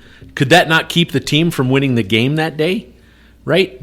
So I would hope your teammates call you out before you get in trouble for that, right? Before you're penalized. And then the team is penalized. So, I mean, if you have a teammate calling you out, it's pretty good odds you're not doing something right. And they're just trying to make you better or help you be better, right? They're not calling you out because they're a jerk. They're calling you out because it could be done better, right? They don't want to see us penalized. Exactly. It's before the penalty. They're calling you before the penalty happens. I mean, I would much rather get called out by a teammate and keep me from getting a ticket for something in real life. You know what I mean? Like, hey, I didn't know that was wrong. Yeah. You know? Yeah. The line judge, you're offsides. Yeah, I mean, if you being got booted from the game. Yeah, if I got 2 trucks running in our together. world, that's a car with red and blue lights on it. It's pulling you over, buddy. Yeah. But I mean, the scenario in that, or the example is, 2 trucks are running together and they roll off of one highway onto another, and the guy in front crosses the double white line, crosses the gore line and jumps out into traffic because he didn't know that was illegal. And if the guy behind him was like, hey man, did you know that was illegal? If you get caught doing that, that's a 4-point ticket. I would much rather have a teammate explain that to me than the referee with the red and blue lights, right, Dave? And the fancy little hat and the tin badge. Yeah, for sure. So I want to make a little announcement here. We are seconds away from having our first truck at Burnt Goat. Ricardo Cordova will be the first one on this job, and he's pulling it right now, so it's official. Yeah. Lots of text going around. Kendrick's down there, has the lay of the land. Yeah. There's an in and out. In is the first entrance, out is the second. Little traffic directional. pattern. Yeah. Well, he's in. He went in the south entrance. No, just kidding. So and then Kendrick is texting us all back and forth as he's down there giving us some tips, the driver's name, and this is cool too. So if one of us is coming down, Oscar, which I assume is like the loader operator possibly. Yep, on channel 22. Right, channel 22, coming in the north gate, would like some swag. So he's already bought in. Right, bought in, right? Right? That's what we're trying to do. Already and he's there's other trucking companies been hauling in there, and our first day he wants some swag. That's our reputation. It precedes us because we are the best in the business. It is our heart posture. Yes. We need better hats. Hats? The last group of hats that were ordered, they're a little weak. So. What's different on them? I noticed that yesterday. No trucking and excavating at the bottom. And then the embroidery is cheaper. Yeah. It's not as many threads. I agree. Yeah, we need to bump up like the 1,000 count sheet or something however like that. Yeah. So I would like some vests. great. I was watching Smokey and the Bandit the other day, and Jerry Reed wears a vest all the time. Sweet. I want a vest. I'm down with the vest. Yeah? Yeah, let's do it. Do you want a 511 vest? Does 511 make vests? Yeah. How much you want to spend? Well, if it's 511, there is not a cheap version. Pretty good quality, though. Right? Yeah, you money, can't though. argue that. Yeah, I'm looking. You got a 511. You got a 511. You got a 5. I got a truck rodeo shirt. That's it. These came out pretty badass though too. I liked them. This is good swag. You got a 411, couldn't afford a 511. That'd be a 5. Oh, you got a 711. I thought it was a 510. Yeah, those truck rodeo shirts came out really Yes, good. They did, yeah. Nice job to Ann. Shout out to Ann for Yeah. that graphic design on that. Yeah, and all the guys put that together. She just kind of tightened it up. Oh, great. Yeah. Even better. Or Nice. gals, I shouldn't say guys, but yeah. That's like FUBU, for us, by us. There you go. Hey. Dustin Romero Jr., the human beatbox. Why do we call you the human beatbox, Dustin? Oh, when I was younger, I made a video. I posted it on YouTube of me beatboxing And where was this video taken? on the toilet. Well, did you have clothes on? Yeah, I did. It's all good. It's all good. Yeah, as long as your pants were up, that's No naked it's safe. beatboxing. Yeah. That's funny. We got to get a hold of that video. I did have, and I could share this with you guys. John sent the video. I don't know if he just emailed it to me, but John likes to scare Dustin. Oh my And god. Dustin will be coming out of the toilet, and John just scares him. So there's a video.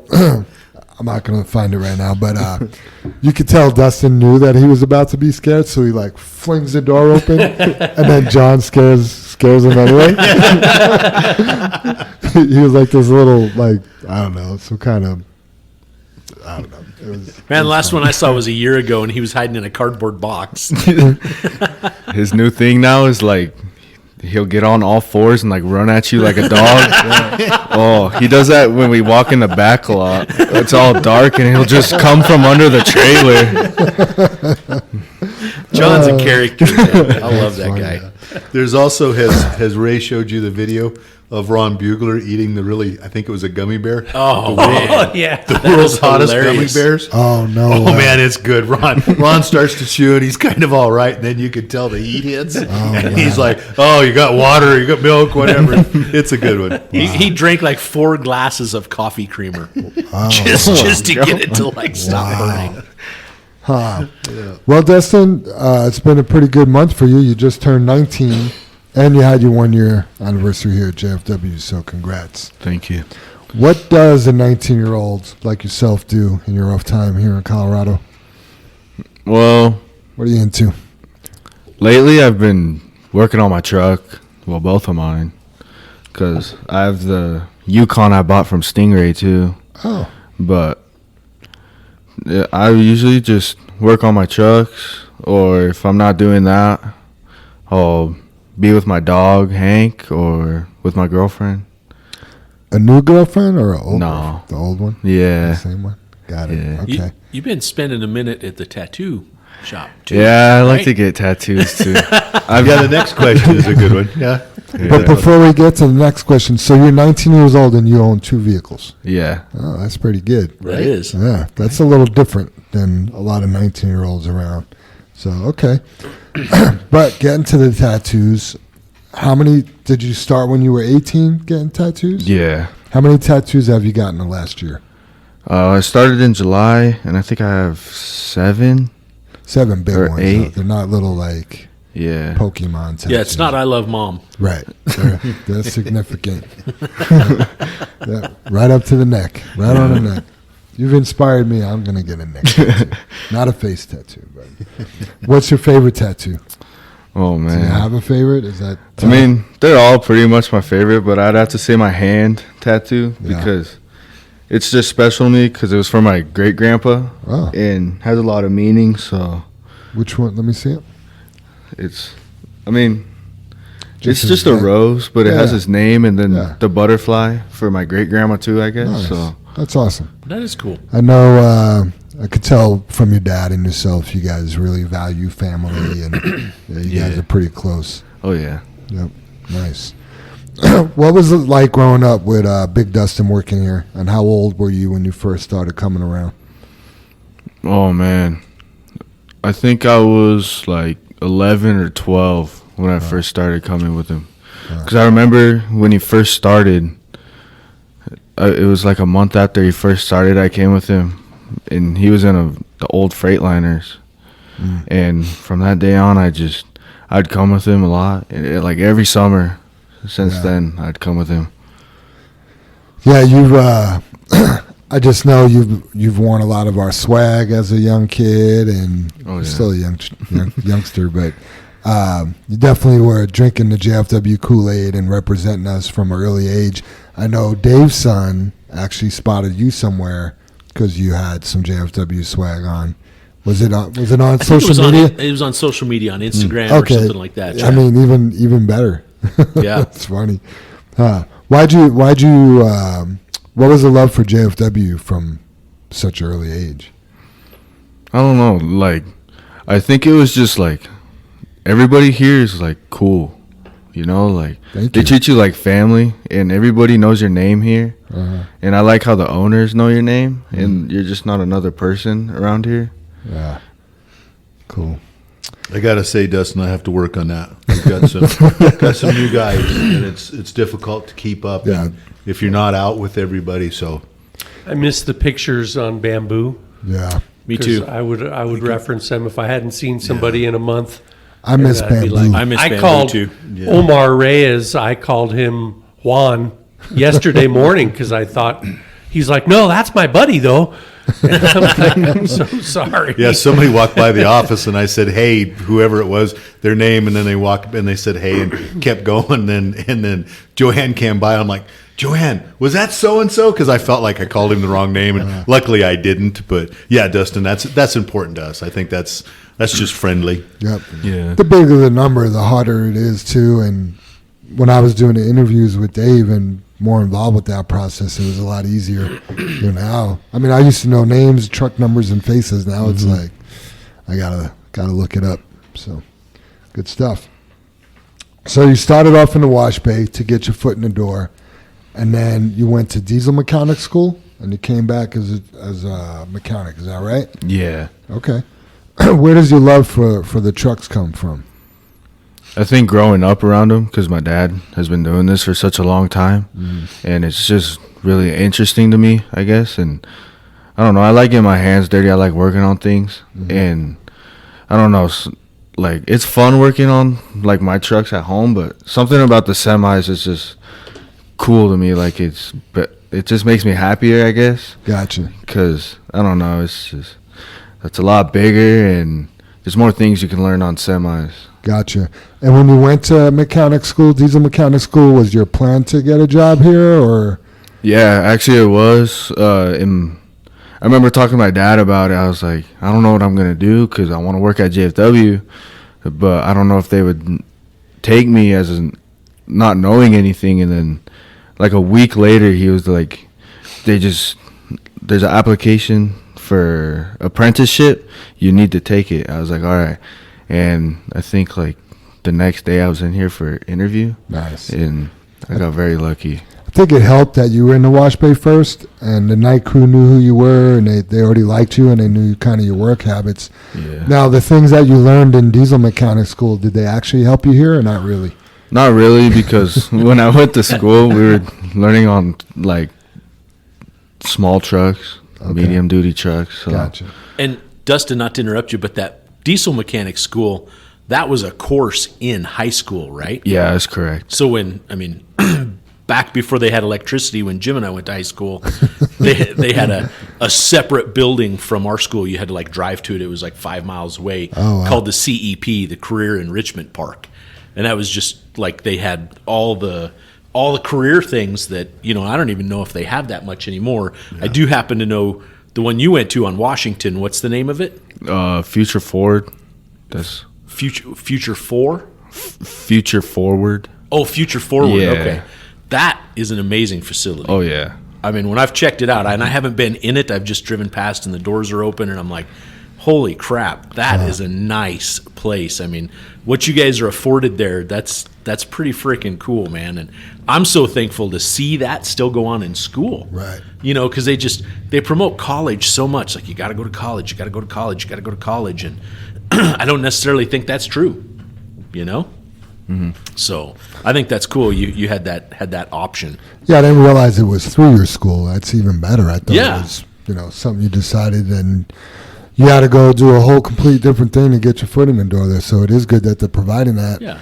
I do know, people are saying trades are coming back, and, if you learn to trade, they're starting to pay more. And Yep, college man. enrollment is down. Yeah. It's the new numbers since COVID and everything else. I think not working is up. Well, I guess I wanted to touch on that is the thing, sure, Dustin, you might have had a break of as far as your dad, having an inside track, mentioning things to us and stuff like that. But, I wanted to put out there as any young person, whether it's a trade or whether it's college, Dave, and I think you're right, maybe college isn't necessary. And, I know it's not necessary. I'll say it that way. But you still have to go out and work. Right. Absolutely. And that's what, give you a pat on the back, Dustin. You came in here, you worked in the wash bay. You didn't come in every night, the wash bay sucks, the wash bay sucks, the wash bay Right. sucks. I want to be a mechanic. No, you worked in the wash bay. We recognized you. The people, your peers recognized you. And you also did the stuff in high school and stuff. And I guess you made your way. As much as you're saying, hey, I got a break, I was lucky, we recognized your abilities. And that's with most anybody in any job is when you're working and doing your job, especially today, you stand out. All my girls were like, hey, I don't know what I'm going to do after high school. And, they did go to college and all that kind of stuff. And they've all gotten different career paths from when they went to college. I think the college helped them in certain ways. Sure. But the thing is I told them, I said, two things: show up and show up on time, and you'll rise to the top, no matter what you're doing, whether it's, bussing a table or working any place, just show up. Provide value. Provide a value. And Do your very Dustin, best. you've provided value here, and we recognize that. And I guess that's, as we interview somebody young like this and somebody here, you have a huge career here. Will it happen overnight? It just doesn't work that way here. And sometimes it doesn't work that way in a lot of other places. Right. Tech, maybe? Yeah, tech changes. Right. You might be able to move up and make changes. But CEOs or CFOs or these big companies, they have years of dedication in other fields possibly. Yeah. But it's all made them rise to the pinnacle of where they're at. You look at all the successful guests we've had on here, and they've got one thing in common. They're all grinders. Yep. Yeah. They go to work every day. They're doing the same job every day. They're busting their ass to get where they got. Dustin, are you part of our 401k? I am not.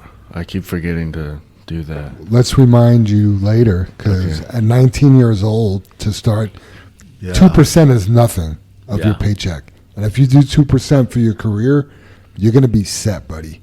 Okay. Yeah, you're Yeah. going to be set. That is, I know we held your hand and got you registered to vote, and Dave filled your ballot out for you. I can't believe I didn't get him hooked up on the 401k. I can't believe you didn't either. That's my jam. money, No pun Dave. intended. I know it.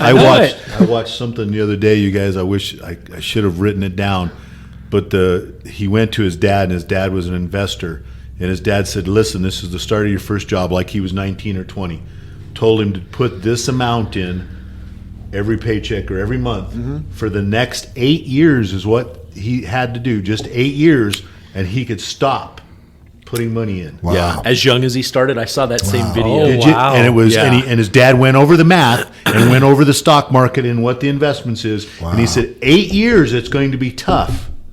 But if you do that for 8 years, you're set for the rest Because of your life. of the interest and how it will, grow. Yeah, it was. He went over the history time. of the stock market and the 8 years. This is the money you have in it, and this is what will gain over the next 30 years of your lifetime. Wow. It Yeah, was. you can put in a little more than the minimum. Wish my dad You had know what I told me mean? that. Yeah. Right? Right? I mean, Yeah. that's when we say the minimum, that's just for us to match it.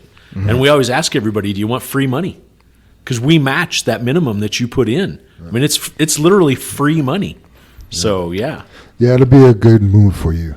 Yeah. Good call, Jam asking. Yeah. Good move for Hank and your girlfriend. Oh, yeah. Yeah. I also want to bring up, that back to that high school program you were in for the diesel mechanics. I'm sure you learned something in that class. Oh, yeah. You know what I mean? That not, when you said, Jam asked, was it helpful? And you're like, no, not really. I'm sure they taught the importance of greasing, of lubrication, of how to take a tire and wheel off, or you know what I mean? Just those basic Safety skills. stuff, And the safety and things like that. So probably it may have seemed redundant to you because I just know with your background, you already knew that stuff. You knew know the what I mean? difference From your between dad and your grandpa and things like that. Yeah. You already had that background, so you were like, let's move on, man. I know how to do this already, right? But there is a lot there. You know, I mean, we sit down and what we see being done in the shop, you know, on just a nightly basis, we know what that takes.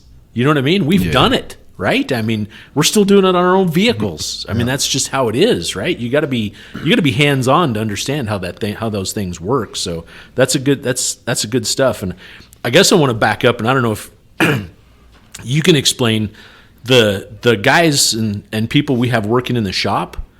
Can you explain to everyone the hiring process out there? How that works? Because we do it different than the drivers. So, when we get interviews coming in here, they'll go talk to John and Mikey and do the things. And then after that, they'll come out and talk to all of us.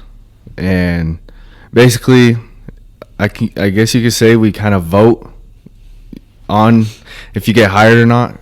Because, I mean, we just need to talk to you and see what you know, just so we're comfortable, I guess. And I've never done it like that. I've never seen it, and it was weird to me, but it was kind of cool because I kind of understand why we did it. Yeah. And it's just different but nice to know. And basically what I'm trying to say is you basically get voted into the shop. It's basically our word, and Mikey and John will say they have nothing to do with it because it's all up to us. And I mean, we go into depth, like questions, like for example, like, have you done tires? Have you done brakes? Okay, what kind of brakes have you done? Because we have disc. I mean, and like stuff like that. And do you know how to do computer work, this and that? And are you good with the hours and all of that type of stuff? Yeah. So What about culture? Like, do you make sure they're a good culture fit? Like their personality matches up? Oh yeah, we ask stuff like that too, like, and then it's the vibe they give off too, I guess, because we don't want anybody that thinks they're better, I guess, and like, yeah, I know everything, I don't need help. We don't really look for that. And I mean, yeah, there's some people that come in kind of cocky and like, yeah, I know this stuff, like it's nothing to me, I don't need to be taught. And it's weird, well, not weird, but You got to beat that out of them. yeah. But we've had some people we've hired here, and like, I don't know, I guess it's my age. They like, oh, you don't know what you're talking about. You're young and you don't know what you're doing. And I'm like, I've been here for how long? And you just started. And you may know more than me, but I'm trying to show you what we do here, and you're just beating me down. And that's when I just leave them alone. I'm like, all right, you do you, man. They don't know the JFW way yet. They don't know the night crew here's way yet. So it's important that, you step up and you show them. And if they're not respecting you, I mean, they know who the boss is. And hopefully that doesn't happen often, Dustin, and that's the whole purpose. All John and Mike do is they take that application and go, they're just the filters, basically. Yeah. Those two guys sit there and go, oh, this guy has this ability, he has this ability, he has this ability. Let's bring him in since he's interested in the job and meet the team, and then the team, meaning you guys, you vote yay or nay, right? You sit down and basically everyone in that shop gets the opportunity to interview their teammate. Yep. Right? And it's approval or non-approval. And that way, if something goes south, you guys can't just look and go, oh, well, that's who Mikey hired. I hate this place. I hate how that works, blah, blah, blah, blah. Right? The blame is on everyone. Yeah. You know what I mean? You guys all had the opportunity to pick out that one moment during the interview and go, well, did you see how he did that? Did you see how he did that? Or did you see how he, his reaction to that, the mannerisms, the things like that, and that's what's great about the team, that whole team facade, right? And you guys back to the penalty. You want to bring someone on the team that isn't going to get any penalties, right? Yeah. I mean, it's just like when we talk about when one driver, screws up going down the road, right? It makes all of us look bad. If we have an accident, it makes all of us look bad. If you got a guy in the shop that, he didn't do a repair, right? I'm just making something up, but he brings a truck in for a flat tire, doesn't find the flat tire because the driver wrote up one and he mistakenly wrote up the wrong one and it's the other side. The driver just looked at the one and is like, oh, it's not flat, it was fine, and parks the truck. Instead of taking a few minutes and investigating, oh, he wrote up the wrong one. Instead of right rear inside, it was left rear inside, and you bump the other tire and find it. So, I mean, those are the things that I hope it empowers you guys. I feel it does. I think it's something that, Mikey really pushes hard for that. He works hard to protect you guys and put you guys in a winning environment. I think it's a big deal. I mean, like you said, it's different when I being around Mike or myself, when we've talked about anything like that, you explain that scenario to someone else and they're like, what? Your team is hiring the person? We're like, yeah, all we did was find them and brought them in. It's up to them to do the rest. Right? Yeah, because we have to work with them, so we need to be comfortable with them and get a feel for them before we actually throw them in. Absolutely. Us, so. Nice. Yeah. Is John a pretty tough leader? When he needs to be, I guess. Because I don't know if you're like doing something wrong or you're not being safe or you're just not thinking. He'll get on you. I've witnessed this. But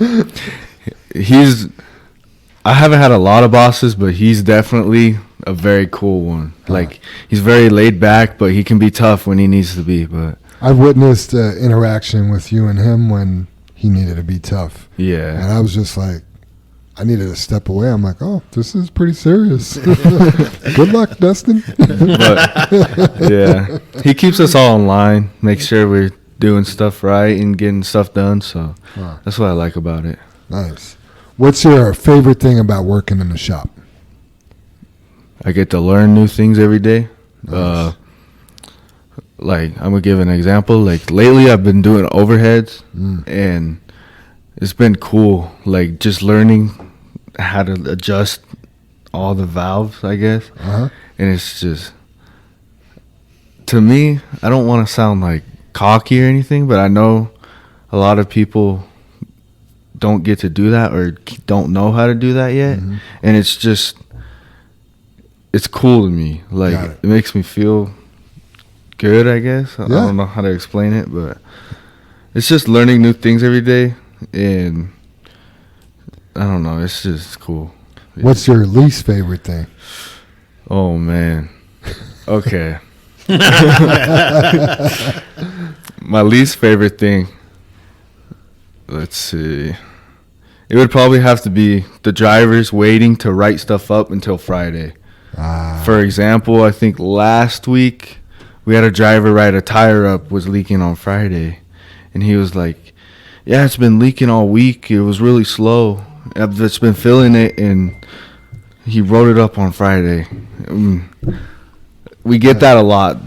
Drivers wait until Friday to write everything up. Really? And it angers all of us. Sure. Because we want to get out on time on Friday. Right. And then we get flooded on Fridays, and we're like, oh, my God. Why do you think they do that? Wait until Friday? Yeah, why would you think they would do that? Because there has to be a reason, right? My wife's favorite saying is there's a reason for everything. Honestly, I really don't know. But if I had to say, maybe they only check their truck on Fridays or something. I don't know. I mean, that's possible. That's a good assumption, right? I'm just putting the pieces together. My guess, right, and this is just a guess, I could be 100% wrong, is they don't want to run the risk of having to drive a different truck the next day. That is true.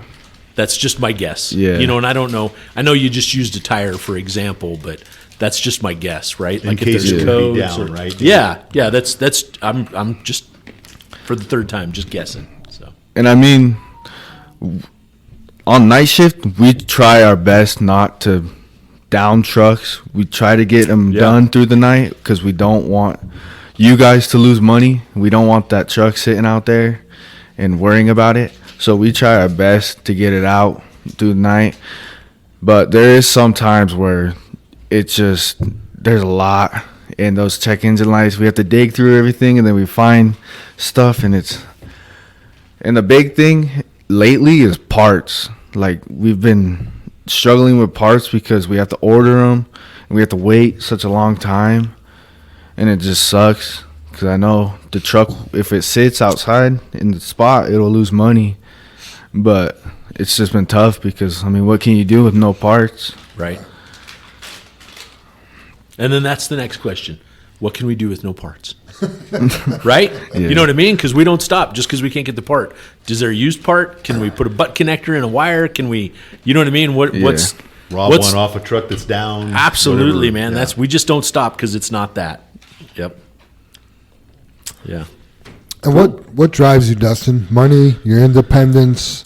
Are you naturally ambitious with everything you do, or?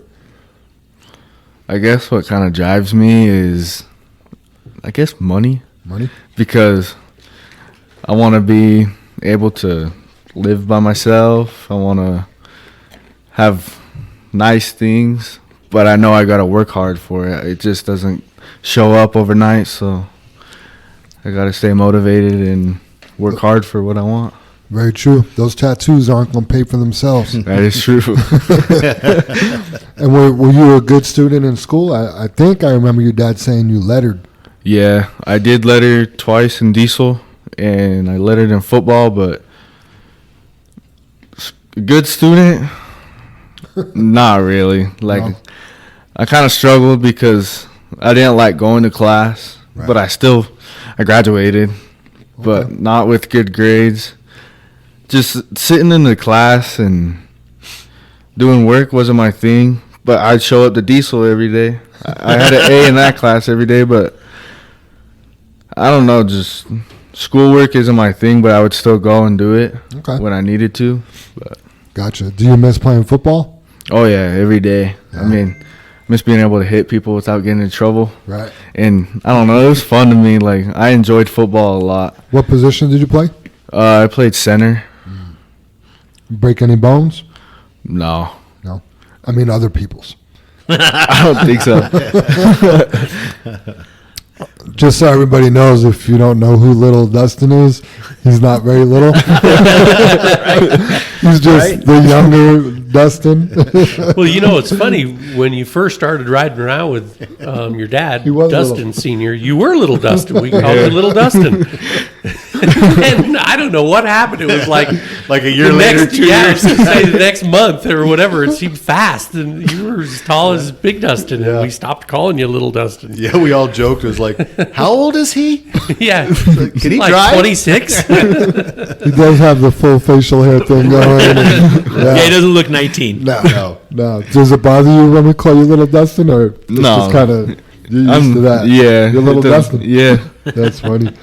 At what point do you think that'll change? I mean, do you think that'll change I don't sometime? think it'll change Yeah. because at my house I'm called Lil Dustin, or it's never just Dustin at my house. Yeah. Because that's what they call my dad. Sure. So Sure. Well, they don't call you Junior, do they? no Junior. Little Dustin. I'll start calling you Tiny as soon as you get a little bigger. So, you got a lot of friends, and are they the friends that you hang around? Are they like you? Are they ambitious? Are they go-getters? Yeah, I would say so. Well, Okay. Marco, my Right. best friend, we're both like the same way.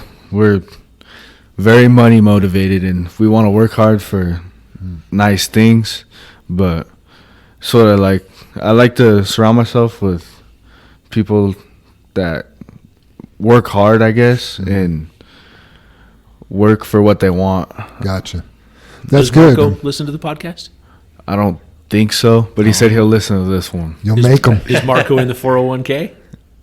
I have no clue. Probably not, if I'm being honest. Right. All right, that's the goal this week. Yep. Get signed up. That's pretty good, though, because, I mean, honestly, growing up, I don't know how it is for you guys, but when I was growing up, there was a lot of peer pressure to do drugs and drink and stuff like that. So to see some good kids coming up and their focus is a little different. I mean, I was working at 19 as well, but I know what I was spending my money on, and it wasn't tattoos, you know what I mean? So, good job, buddy. Thank you. Yep. What do you see that drivers can be doing better around here? So I know they could be doing better at routing their trucks up before Friday. Is there anything else? I would say pre and post trip. Yeah. Like I notice things every day, and it kind of bothers me when I see drivers they go park their truck and just leave. They don't inspect anything. They don't look at anything.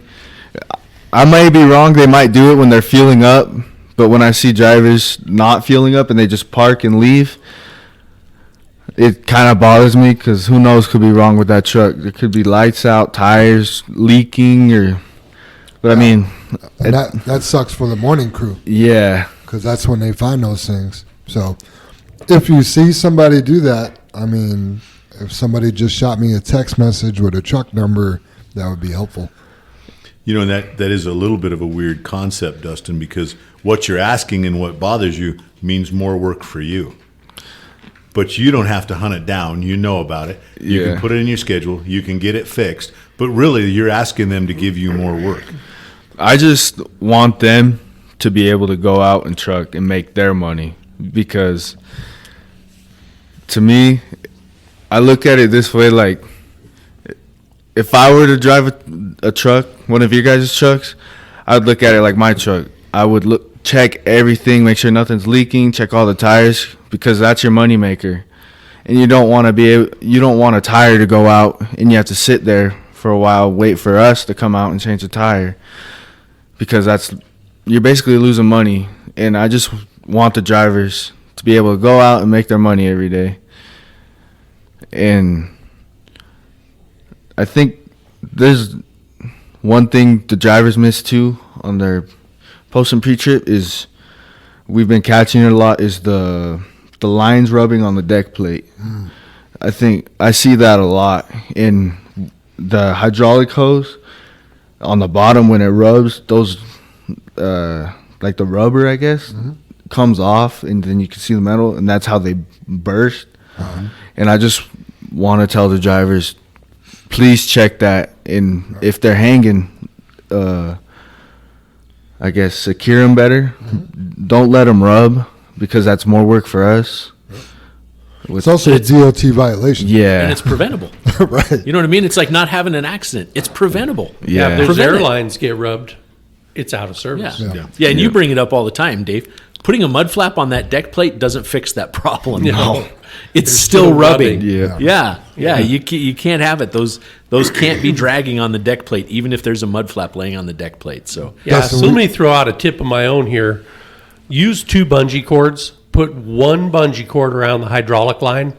That way you can wrap it very tight and it will not slip. You can wrap it 3 times or 4 times if the bungee's long enough. Yep. Then use a second bungee cord to tie up your air lines and your electrical lines. Yep. That will allow you to tighten those up a little bit more too. And they won't slip. Because what's happening, Dustin, is they just wrap a bungee around the whole mass, you know, and they're not tight and it just slips. They take a turn and they slip through that bungee. And the next thing you know, they're rubbing on the deck. Yep. So use 2 bungees, guys. 1 for the hydraulic, 1 for the others. Dustin, we say, not because we just say it, but it's an automatic violation. Yeah. You know, if a DOT cop sees that, or you're going through a port and they see your lines rubbing on your deck, I mean, that's a freebie for that. That's the easiest. They see that and it's just like, oh, they just gave us free money. absolutely. Yeah. And the thing is, if you're not doing that, you're not doing anything else. You are probably doing the least of your job. Yep. And that's the guy the cop's looking for, the state patrolman's looking for. If he can't do that, Right. you're not doing any of the other inspection. You're just not. Yep. these trucks could be as new as we could get them, but if the driver's not hanging those correctly, it's a violation. I mean, it amazes me the few minutes Jim and I sit in the car, for 15 minutes in the morning and the trucks drive out and it's like, hey, did you know you didn't have tractor lights? Hey, did you know you didn't have a tail light? Hey, slow down going in and out of that dip because you're killing the truck. It's like, oh my gosh, that it seems so redundant. But it makes me wonder, are those people not listening to the podcast? Right. That's my guess. Right. And I will say that the new trucks I know will go through like the lights and everything and like check your fluids, I guess. It's like a inspection. It'll say on the screen, it'll go through everything. But you never know if it's wrong. So I always tell them, like, just get out and check everything. Just make sure. Turn all your lights on. Look in the engine bay. Make sure nothing's leaking because I know the screen will say it's all good on the newer trucks, but just make sure it's all good. Yeah, and that's a guide to follow is what that's for. It's not checking it. It flashes the light to check the light, but there's nothing there even remotely close to check your fluids. Yeah. You know what I mean? Yeah. It might be able to do the washer fluid maybe if our systems are set up that it tells you your washer fluid's low, but that's it. You know what I mean? It's not set up to do anything else, if even the washer fluid. So yeah, you got to check those on a daily basis. You got to pop that hood. Yep. You just have to do it. That's part of your job. Yeah, that switch to do the test, that's to test the lights as you walk around. We just ran into that on last week's podcast. We had a person call and go, hey, I didn't know those lights were out. When I checked the system, it said everything was okay. That system is just to flash for you to check the system. Yeah. It doesn't, Yeah. it'll flash 50 times. It doesn't know that light's out. Yeah. It's just going through its process. It's so you don't have to go back in the cab of the truck and turn a different blinker on. Yeah, or that's turn- it, yeah, right, Jam? Yeah. Yeah. Yeah. It's a nice feature, but you got to get out and look. Yeah, you still have to look. Yeah. Yeah, I was wondering that because I was on Scooby's podcast that I listened to, Dave, because you said you had a snow brush that you drop in and, you can put on the Yeah, seat stick there and on the stuff. brake lights. Yeah, sit on the brake lights. And I was wondering, just thinking about it in my head as I was driving back there. So does everybody know how to pull on their brake lights without a snow brush? I just turn on the Jakes. Doesn't that light them up? Usually does.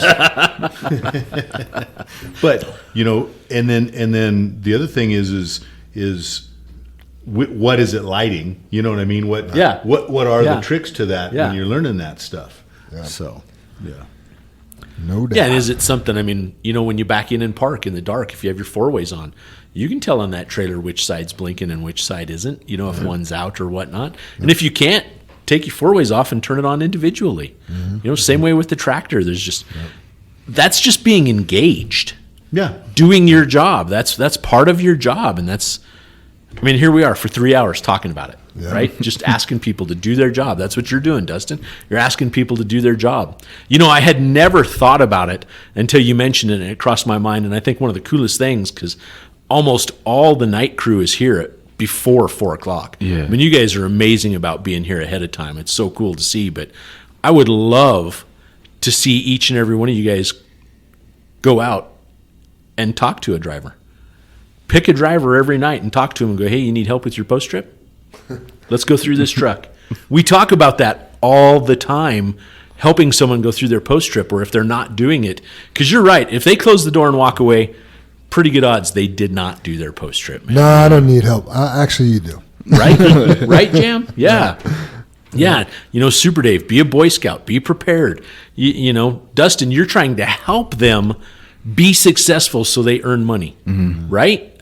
We're trying to help you get in the 401k because it's free money. That's the same thing we're trying to do with the drivers. All you need to do is bump your tires. Use your ears, listen for an audible air leak as you're walking around. Use your eyes, look at the lights, make sure they're flashing, blinking, or solid, right? You know what I mean? These things, and it's a walk around. It is literally less than 5 minutes a day. We talk about when you dump the load and you go back there to clean off your tailgate. Walk down the driver's side, clean off that gate, walk up the passenger side. Check both sides of that truck. Take the hammer, take the broom and a hammer when you walk back there and bump some tires during the day. Just, look, listen, live, pay attention. It's your senses, so. Dustin, do you ever check out other company trucks on the road? And do you notice a difference between Them in the big, bright, shiny red trucks. Yeah, I do. I guess it's the mechanic in me now because on my way to work every day, I don't know why, when I'm driving like next to the semis, I always check their tires. I'm like, that one looks low. That one looks brand new next to it. Why does that one look low? And it's just something in me, or like I'll be sitting next to them and I hear air leak. I'm like, oh, I want to go fix it, but I can't. It's not one of ours. But That's funny. Now, you were the only non-driver to compete in a truck rodeo. How difficult do you think that course was? it was difficult. I'm not even gonna lie. It's a lot different than backing into a spot over here, but it was cool to do, just to experience it, because my dad made it look easy in his long nose, and being with my dad every day and seeing him do it, it's just, you don't realize how hard it is. He's a good driver. Yeah, he makes it look easy. Yep. But Absolutely. And then there is a rumor that you want to be a JFW driver. Is that true, or you want to keep wrenching? I kind of want to do both, because I love being a mechanic. I don't have to stress about traffic and driving and everything, but being a driver would be cool too. Right. Because I guess you can make more money, and I don't know, it'd be cool, like being out there with everybody, being able to drive and experience new things. Right. And I don't know, it'd be cool trucking with my dad, I guess. And just seeing him do it for so many years, like, I guess inspires me to be one. And I know that's kind of weird for somebody to say, Not at all. but I just think it's really cool. Yeah, it is really cool. Yeah. And honestly, both professions are great. And either way, you're still here at JFW. And, Yeah. I guess later down the road, when you're a little bit older, you can make that decision. Yeah. You know what I mean? Yeah. So, all right. I know I asked you to bring some questions. I think you said you had one. So, Yeah, I do have one. okay. For Dave, for Brother Dave. Well, it's kind of for both of you, I guess. Oh, man. You don't get off that easy. But I've been like wondering and thinking, like, have you guys ever thought about like a tool allowance for us, for the mechanics, or like, because we make our money, but it would be nice to have an allowance for tools. Yeah. Just, it doesn't have to even be every month. I was thinking like maybe every 6 months, give us an amount. How much? If I'm being honest, it would at least 500 to 1,000 every 6 months, I was thinking. But a tool allowance would be really nice, or even if not that, a boot allowance too would be pretty nice. The boots are back. Because I bought a pair of Red Wings 3 months ago, and the toes are already out, and I could feel the steel toe moving around in there. So we go through boots like no other. So Don't the Red Wings have a 1-year guarantee? I thought that was the purpose of the Red Wings. I go through them a lot. I would stop by a Red Wing store and show them. Yeah, I think they do. Yeah. Yeah. Good questions, though. It is a good question. Yeah. It's pretty good. They were both writing when you were speaking, so Yeah. that's a good Yeah, sign. I was just, I know Dave was right and I was making notes too, but we talk about it in our steering committees, and you guys all know that. Dustin, you don't, but like the safety bonuses for the drivers, we're always looking at trying to keep everybody fair. Well, it's kind of hard to give the shop a safety bonus. You guys are safe. That's what we need to do. But how do you find out that you were safe except for no accidents? So how do you give that to all of you guys as a group? But that would be something that might work for a safety bonus. No accidents, no injuries Yeah. is a big one. Yeah. You know what I Yeah, mean? absolutely. So, Yep. good stuff. Nice. Well, it wasn't in the questions, Dustin, but I have a couple more questions for you that I didn't send to Jam. Okay. Just got to save some stuff, So I noticed there's a pretty big flag over there in the red shop. Man, he's going political. Jam just moved the mic away. The headphones are coming on. running the The bathroom. earplugs are going in. He's like, I know where Dave's going.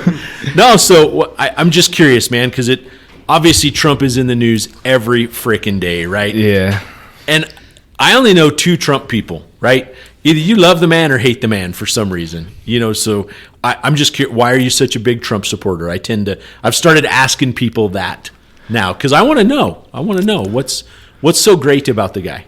I guess is I've been doing my research, and the biggest thing is like inflation and like what he's done for us. I guess what he's done for America, like he's made, I don't know how to explain it, like I don't know another word for like friends with other countries, but he's made like good terms with the countries that didn't like us, and I guess that was really cool, and it made me like him more, because I guess you could say he's kind of a badass, I guess, for doing that.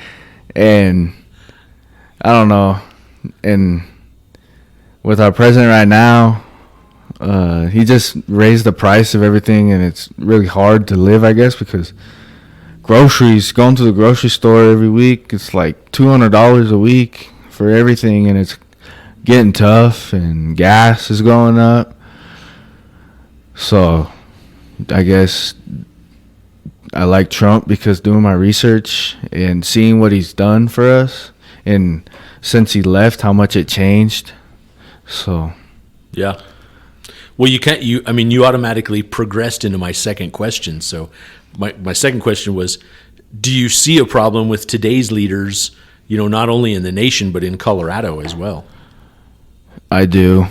I mean, it seems like they're trying to get rid of a lot of the American things, because I see that they're trying to ban guns and stuff, and they're trying to push electric cars down our throats now, and I don't know, it's just different to me, and I don't like it, I guess, and yeah, it's just, to me, that's un-American, so I just don't go with it.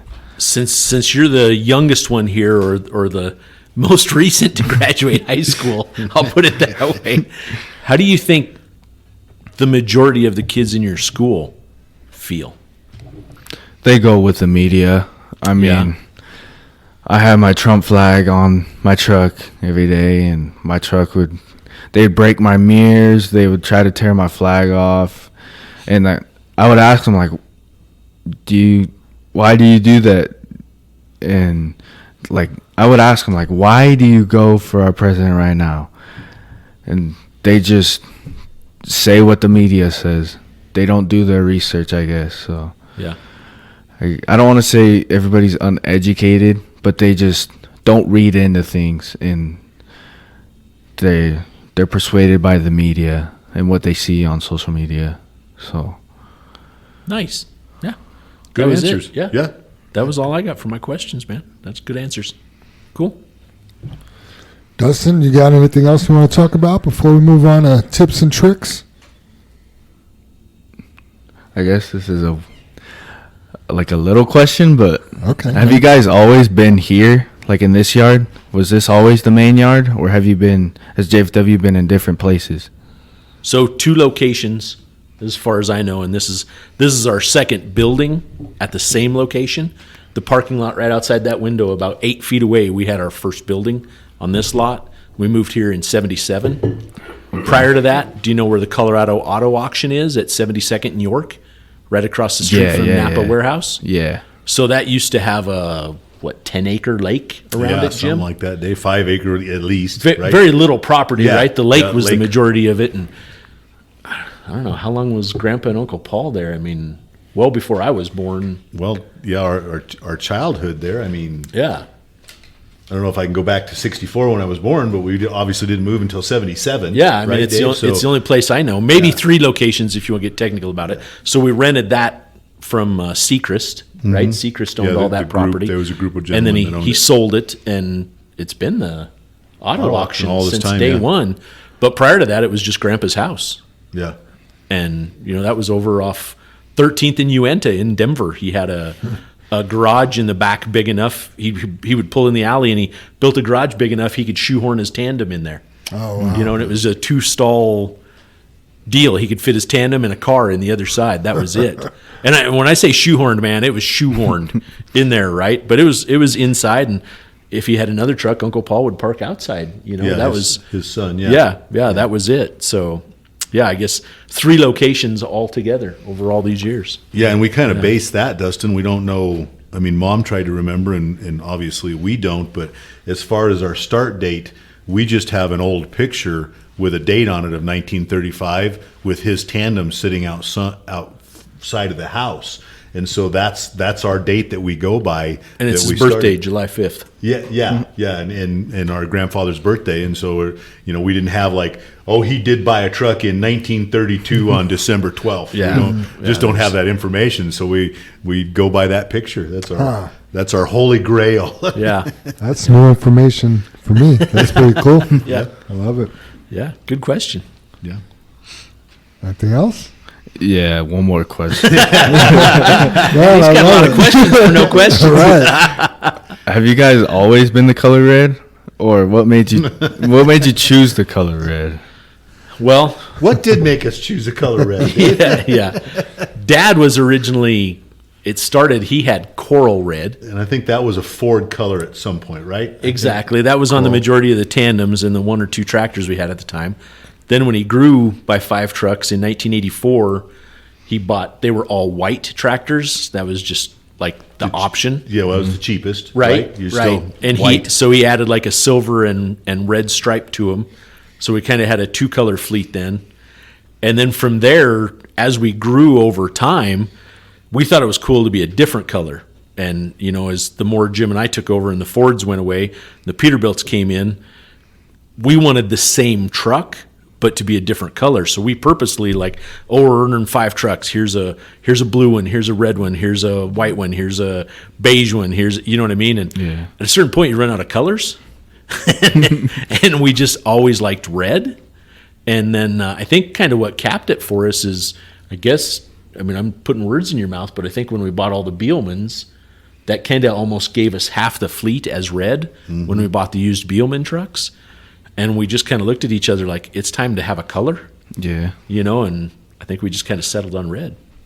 So, Yeah, and not that we talked about it, but blue. Obviously, yeah, that blue's was, taken. right, and we know Bechtel was green, and there was some other colors, and red wasn't just out there. There was some maroon. Stars and Stripes were maroon for a while, And so many people were white already, Yeah. right? So, yeah, it was time to pick a color. And there's like nothing red? like red when it's clean. Yeah. It pops. It's funny because I've never been a red guy. And then the Jeep was red, and I really started liking it. And now the Ram's red. And, it's definitely grown on me. And I do really like Yeah. the red. I just love the fact we're one color. Yeah. You know what I Yeah. mean? You see red, it's us, right? It's a service truck. It's Yeah. I love the unity of it. Yeah. It's that team. The team is there, Yeah. right? It isn't some one-off color. It's the team. It's we're funny here. because when you see our red out there, and right away you do think it is us, and then you get a better look. Oh, that's not a JFW truck. Right. You know what I mean? Yeah. Right. Yeah. Because they usually are. We're everywhere. Right? Yeah. Yeah. Awesome. Yeah. You got to have one more. I don't think so. I think I'm- If you come up with another one, you could ask it at any time. Chime in. okay. Yep. All right. Tips and tricks from Ray Davis. Knowing your end dump trailer. We have a few different types of end dumps. The first thing to do is a good pre-trip, just like Dustin was saying. Before you leave the yard, you should know how to open the gate, right? So you don't want to be out on a job site trying to figure out how to open the tailgate because some of them open differently. Does it have a jump hole valve? Does it have a 1-valve system or a 2-valve system to open that and dump the air? There are many different ways to just open the gate. Always check them if you're not familiar with that trailer. Also, make sure your trailer lifts off the saddle. Good time to make sure your trailer is going to go up in air before you leave the yard. Make sure your topper is working and rolled in before you leave the yard, and also every time you go to the pit so you know you'll be able to get loaded. And just to drill into that a little bit, sometimes you'll see guys driving with their tarp shut, right? Then they get to the pit and their tarp won't open, okay? Well, now what are you going to do? You can't even get your load. If you were hauling 3/4 rock down the hill and you weren't tarped, I mean, we're okay with that to get you down here versus driving all the way up there and not even be able to get a load, right? But ultimately, check that before you leave the yard in the morning, because if anything of these things aren't working, it's easy for us to fix before you leave versus having to make a service call. Sometimes the switch of the lever could even be installed backwards. So you want to make sure you know how to use that. When backing up to dump, make sure you don't back into a pile and tear your mud flaps off. I have been here for 3.5 years and I've never ripped off a mud flap. Good job, Ray. Because I'm careful not to back my trailer into the pile. When going to dump, you don't need to rev your engine up all the way to the top. Stop at the last stage and let it idle to the top. Hope everyone's having a great week. Much love, and much love always, Ray 0012. He put 0013. He's determined to drive 0013. So I had to change it to his actual That's truck funny, number. man. Yeah, it's funny, Jam. He is absolutely right on the whole deal here, but I always like to run with my tarp closed all the time, or out, just because then if something happens and you're empty and you break a windshield, you're fully tarped. You know what I mean? It's always tarped. It always looks like it's tarped. But that's a great point. And I know we tell people that because no matter what, if it's open, you can get loaded. Right. We can figure that out. You can haul, couple less tons. We can haul rock. We can do whatever, ever, great points, And then him about the mud flap, it is so funny that you're pushing. It's usually when you've ripped off a mud flap, you're like, I'm trying to get up to the bend, or I'm trying to get backed up, or I'm swinging around blindside or whatever, and you back over that pile or back into that pile and you pop that mud flap off. And, he's right. You should never rip a mud flap off. Right. It just shouldn't happen. I know we've had stories of mud, tire sink, something like that, grabs a mud flap. That's a different situation. Right. But yeah. Yeah, Good. And if you do rip one off, you should only do it one time, because after you have to change it, Yeah, yeah. a lot of people learn pretty quick, like, oh, I don't want to have to do that again. Yeah, and I think I'm wrong here now. I guess you guys will have to correct me too. That's driven more of the newer trucks, or if we've gotten consistent. But the couple of times I've jumped in, I've made sure I could engage the PTO, like how that truck worked. How to engage the PTO. Yeah, and I think it was like the Freightliners you had to have in gear and then take out of gear, and I think that's not right anymore. It doesn't do that, no matter Jim, what. we're actually switching the new trucks to that. So I would tell you all the last Pete's that we just got are like that, if I'm not mistaken. I could be wrong. Yeah, you And have to have it I- in gear, put the PTO yes, in. Yes. Put it back in neutral, and your PTO works? Correct. Okay. So that if I was a guy changing trucks, that's something else I would do, Yeah. is go, hey, can I get the bed up? And I know you mentioned it, come out of the saddles, but Right. that's the part he's talking about is the PTO. How do I engage the PTO? Yep. So, Very cool. Soup, you want to hit us with that high road hauling? Yeah, I got a good high road hauling this week. I think everybody, as they're younger, Dustin, you're 19, so this high road hauling is kind of in your wheelhouse, I guess. But you wonder what it's like to get old. You ever wonder that? Yeah. I always did. it sucks. I mean, just because your mind is all good, but your body's saying, Absolutely. It ain't Maybe easy, not. dude. Yeah, absolutely. sorry, super, not. No, that's cool. As we get older, we understand there are many thoughts we had when we were younger that have either come true or not come true. Will I become rich? Will I marry? Will I live a long life? Or will I have to endure a terrible tragedy? When we take the time to talk to an elder and glean their life stories, it will give us insight into our own lives. How will I age? What will it be like? What does it feel like to be 60 or 70 years old? Here are some personal insights that we've compiled from people who have been kind enough to offer advice. Number 1, in your 30s, 40s, or 50s, it won't feel like it. Adults are just older children. When you get older, you won't feel as old as you imagine you will. For the most part, you still feel exactly the same way you feel right now, just a little wiser and more confident. You've had time to establish your place in the world and figure out what's important to you. So don't fear growing up or growing old. Look forward to it. It's awesome. except for the aches and pains, right? So true. Super. Yeah. But, you do think the same. I feel the same, as I did when I was your age. You're just old.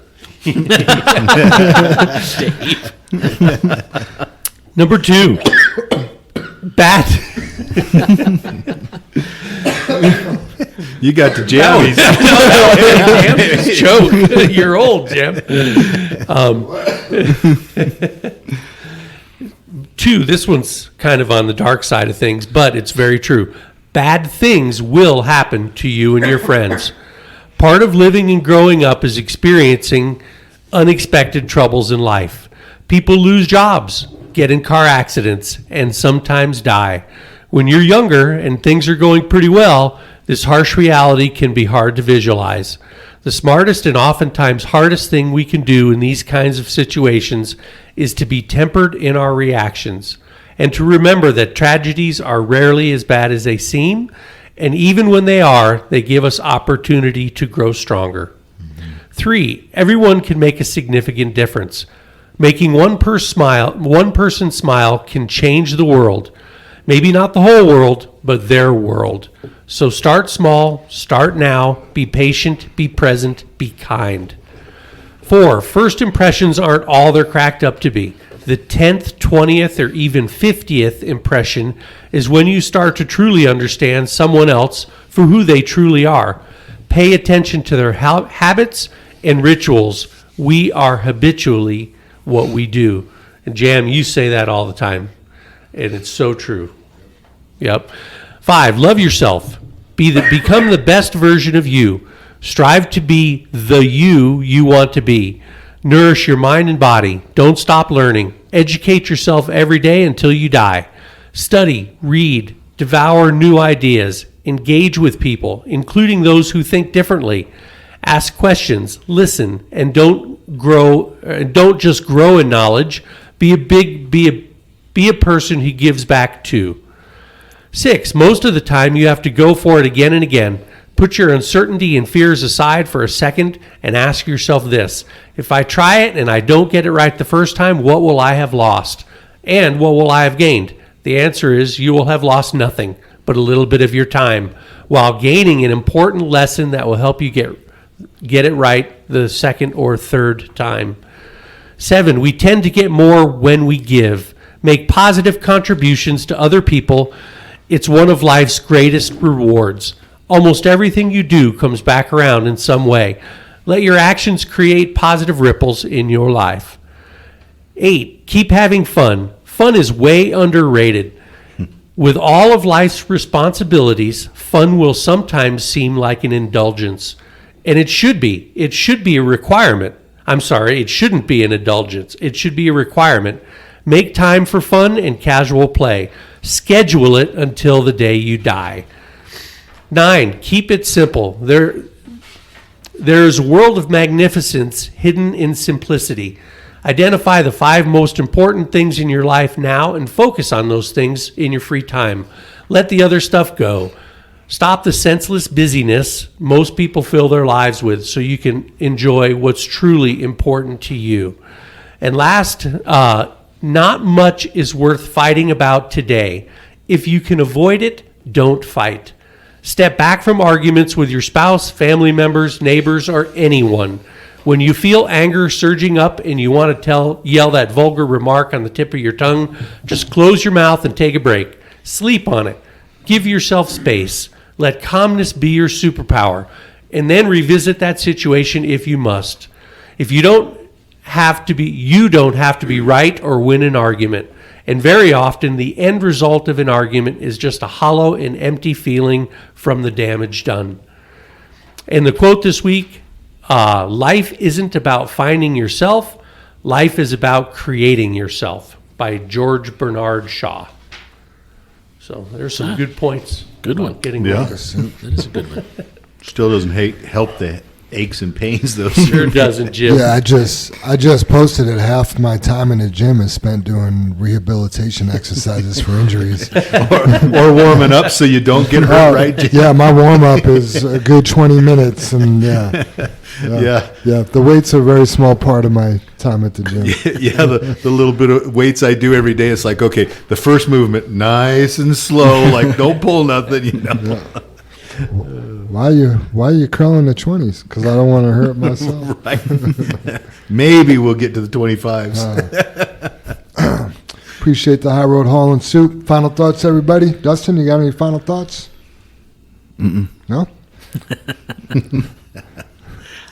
I just want to read a text I got during the deal here from Chris Beam. And last week we kind of screwed up and we announced his anniversary, but we didn't make a very big deal out of it. So Chris, on air, Jim and I both apologize. It was your 10th anniversary last week. We usually make that a big deal. We give those people $1,000 in addition to their jacket, and we just kind of blew it. His jacket was about $1,000. But it's not the same as cash in hand. So anyway, we took care of it later. You know, Jim got him the money and stuff. So Chris just said, this is his words here. Podcast day snuck up on me. I wanted to send this earlier, but I wanted to give a shout out to you and Jim and the entire JFW family for having me around for 10 years and making each year better between equipment and benefits and, of course, the pocketbook.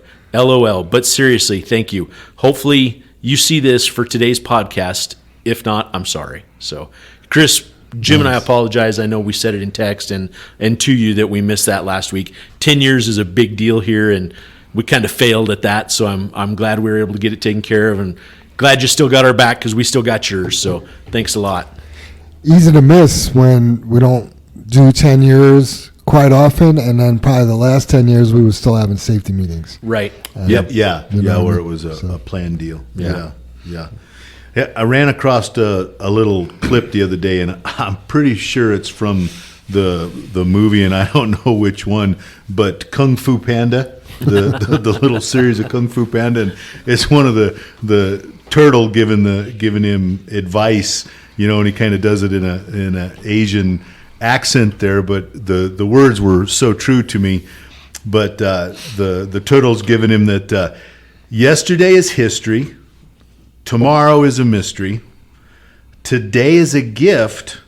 That's the reason they call it a present. And I was like, you know, today is the present. You know, and as we do this, the podcast, you know, my vacation, it was one of the few I've recently taken with Holly, just me and Holly, and you know, she's, you know, even though she's making me put away shopping carts, you know, she's a gift, and that's the present. You know, having you guys and the business, that's a present, that's a gift. So I just want to thank everybody and tell everybody I truly recognize the present as being today. Nice. That is cool. Soup. Yeah, I'd like to tie in a little bit to that advice topic we hit on a little bit earlier. And I told my little story about being in the Sistine Chapel, but I know that wasn't advice. She was giving me an order, but that was cool. But please learn to take advice positively. Use it for what it is worth. If you don't want to, that's fine, but say thank you anyway. But it could be useful to you and something that you could learn from. But either way, take it with a positive grain of salt and don't just shout out a negative reply. Like that. All right, everybody, don't forget to like and subscribe to the Channel 23 podcast. Hit that follow button. Also, don't forget to go back and listen to episode 72 and help find Ambyr's mom. Links to her story will be in the description of today's podcast as well. Let's say the creed and get on out of here. All right. Sounds good. Ready? Dustin, you need a copy? You don't know it by heart? No. I don't even know it by heart, John. Don't give him a hard time. Sometimes I think I do and I screw it up. Right? It's out of order. Yeah. I do, but only when I'm sitting in the training center with an application in front of me. The pressure's on when there's a mic in front of you. Right? Yeah. Right. Here we go. Exactly. Yeah. All right. Together we face and overcome all that stands before us. Together we are accident-free. Together we joyfully create honest value for those we serve. Together we celebrate our differences and respect those with whom we work.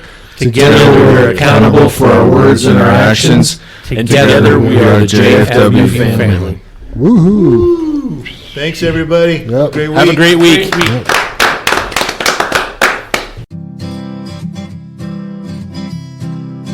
I see those big, bright, shiny red trucks just a-trucking down the road.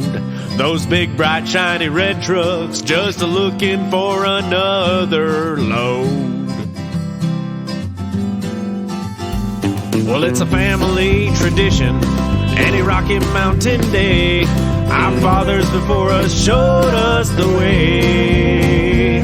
We work for asphalt cowboys and concrete kings, but that's never been a problem, cause we got diesel in our veins. We've got diesel in our veins. I see those big, bright, shiny red trucks just a-trucking down the road. Those big, bright, shiny red trucks just looking for another load. I hear there's a couple million tons to move. I see them everywhere. So you best get out their way and watch that sand and gravel disappear. There's another run to make. We gotta get it there on time.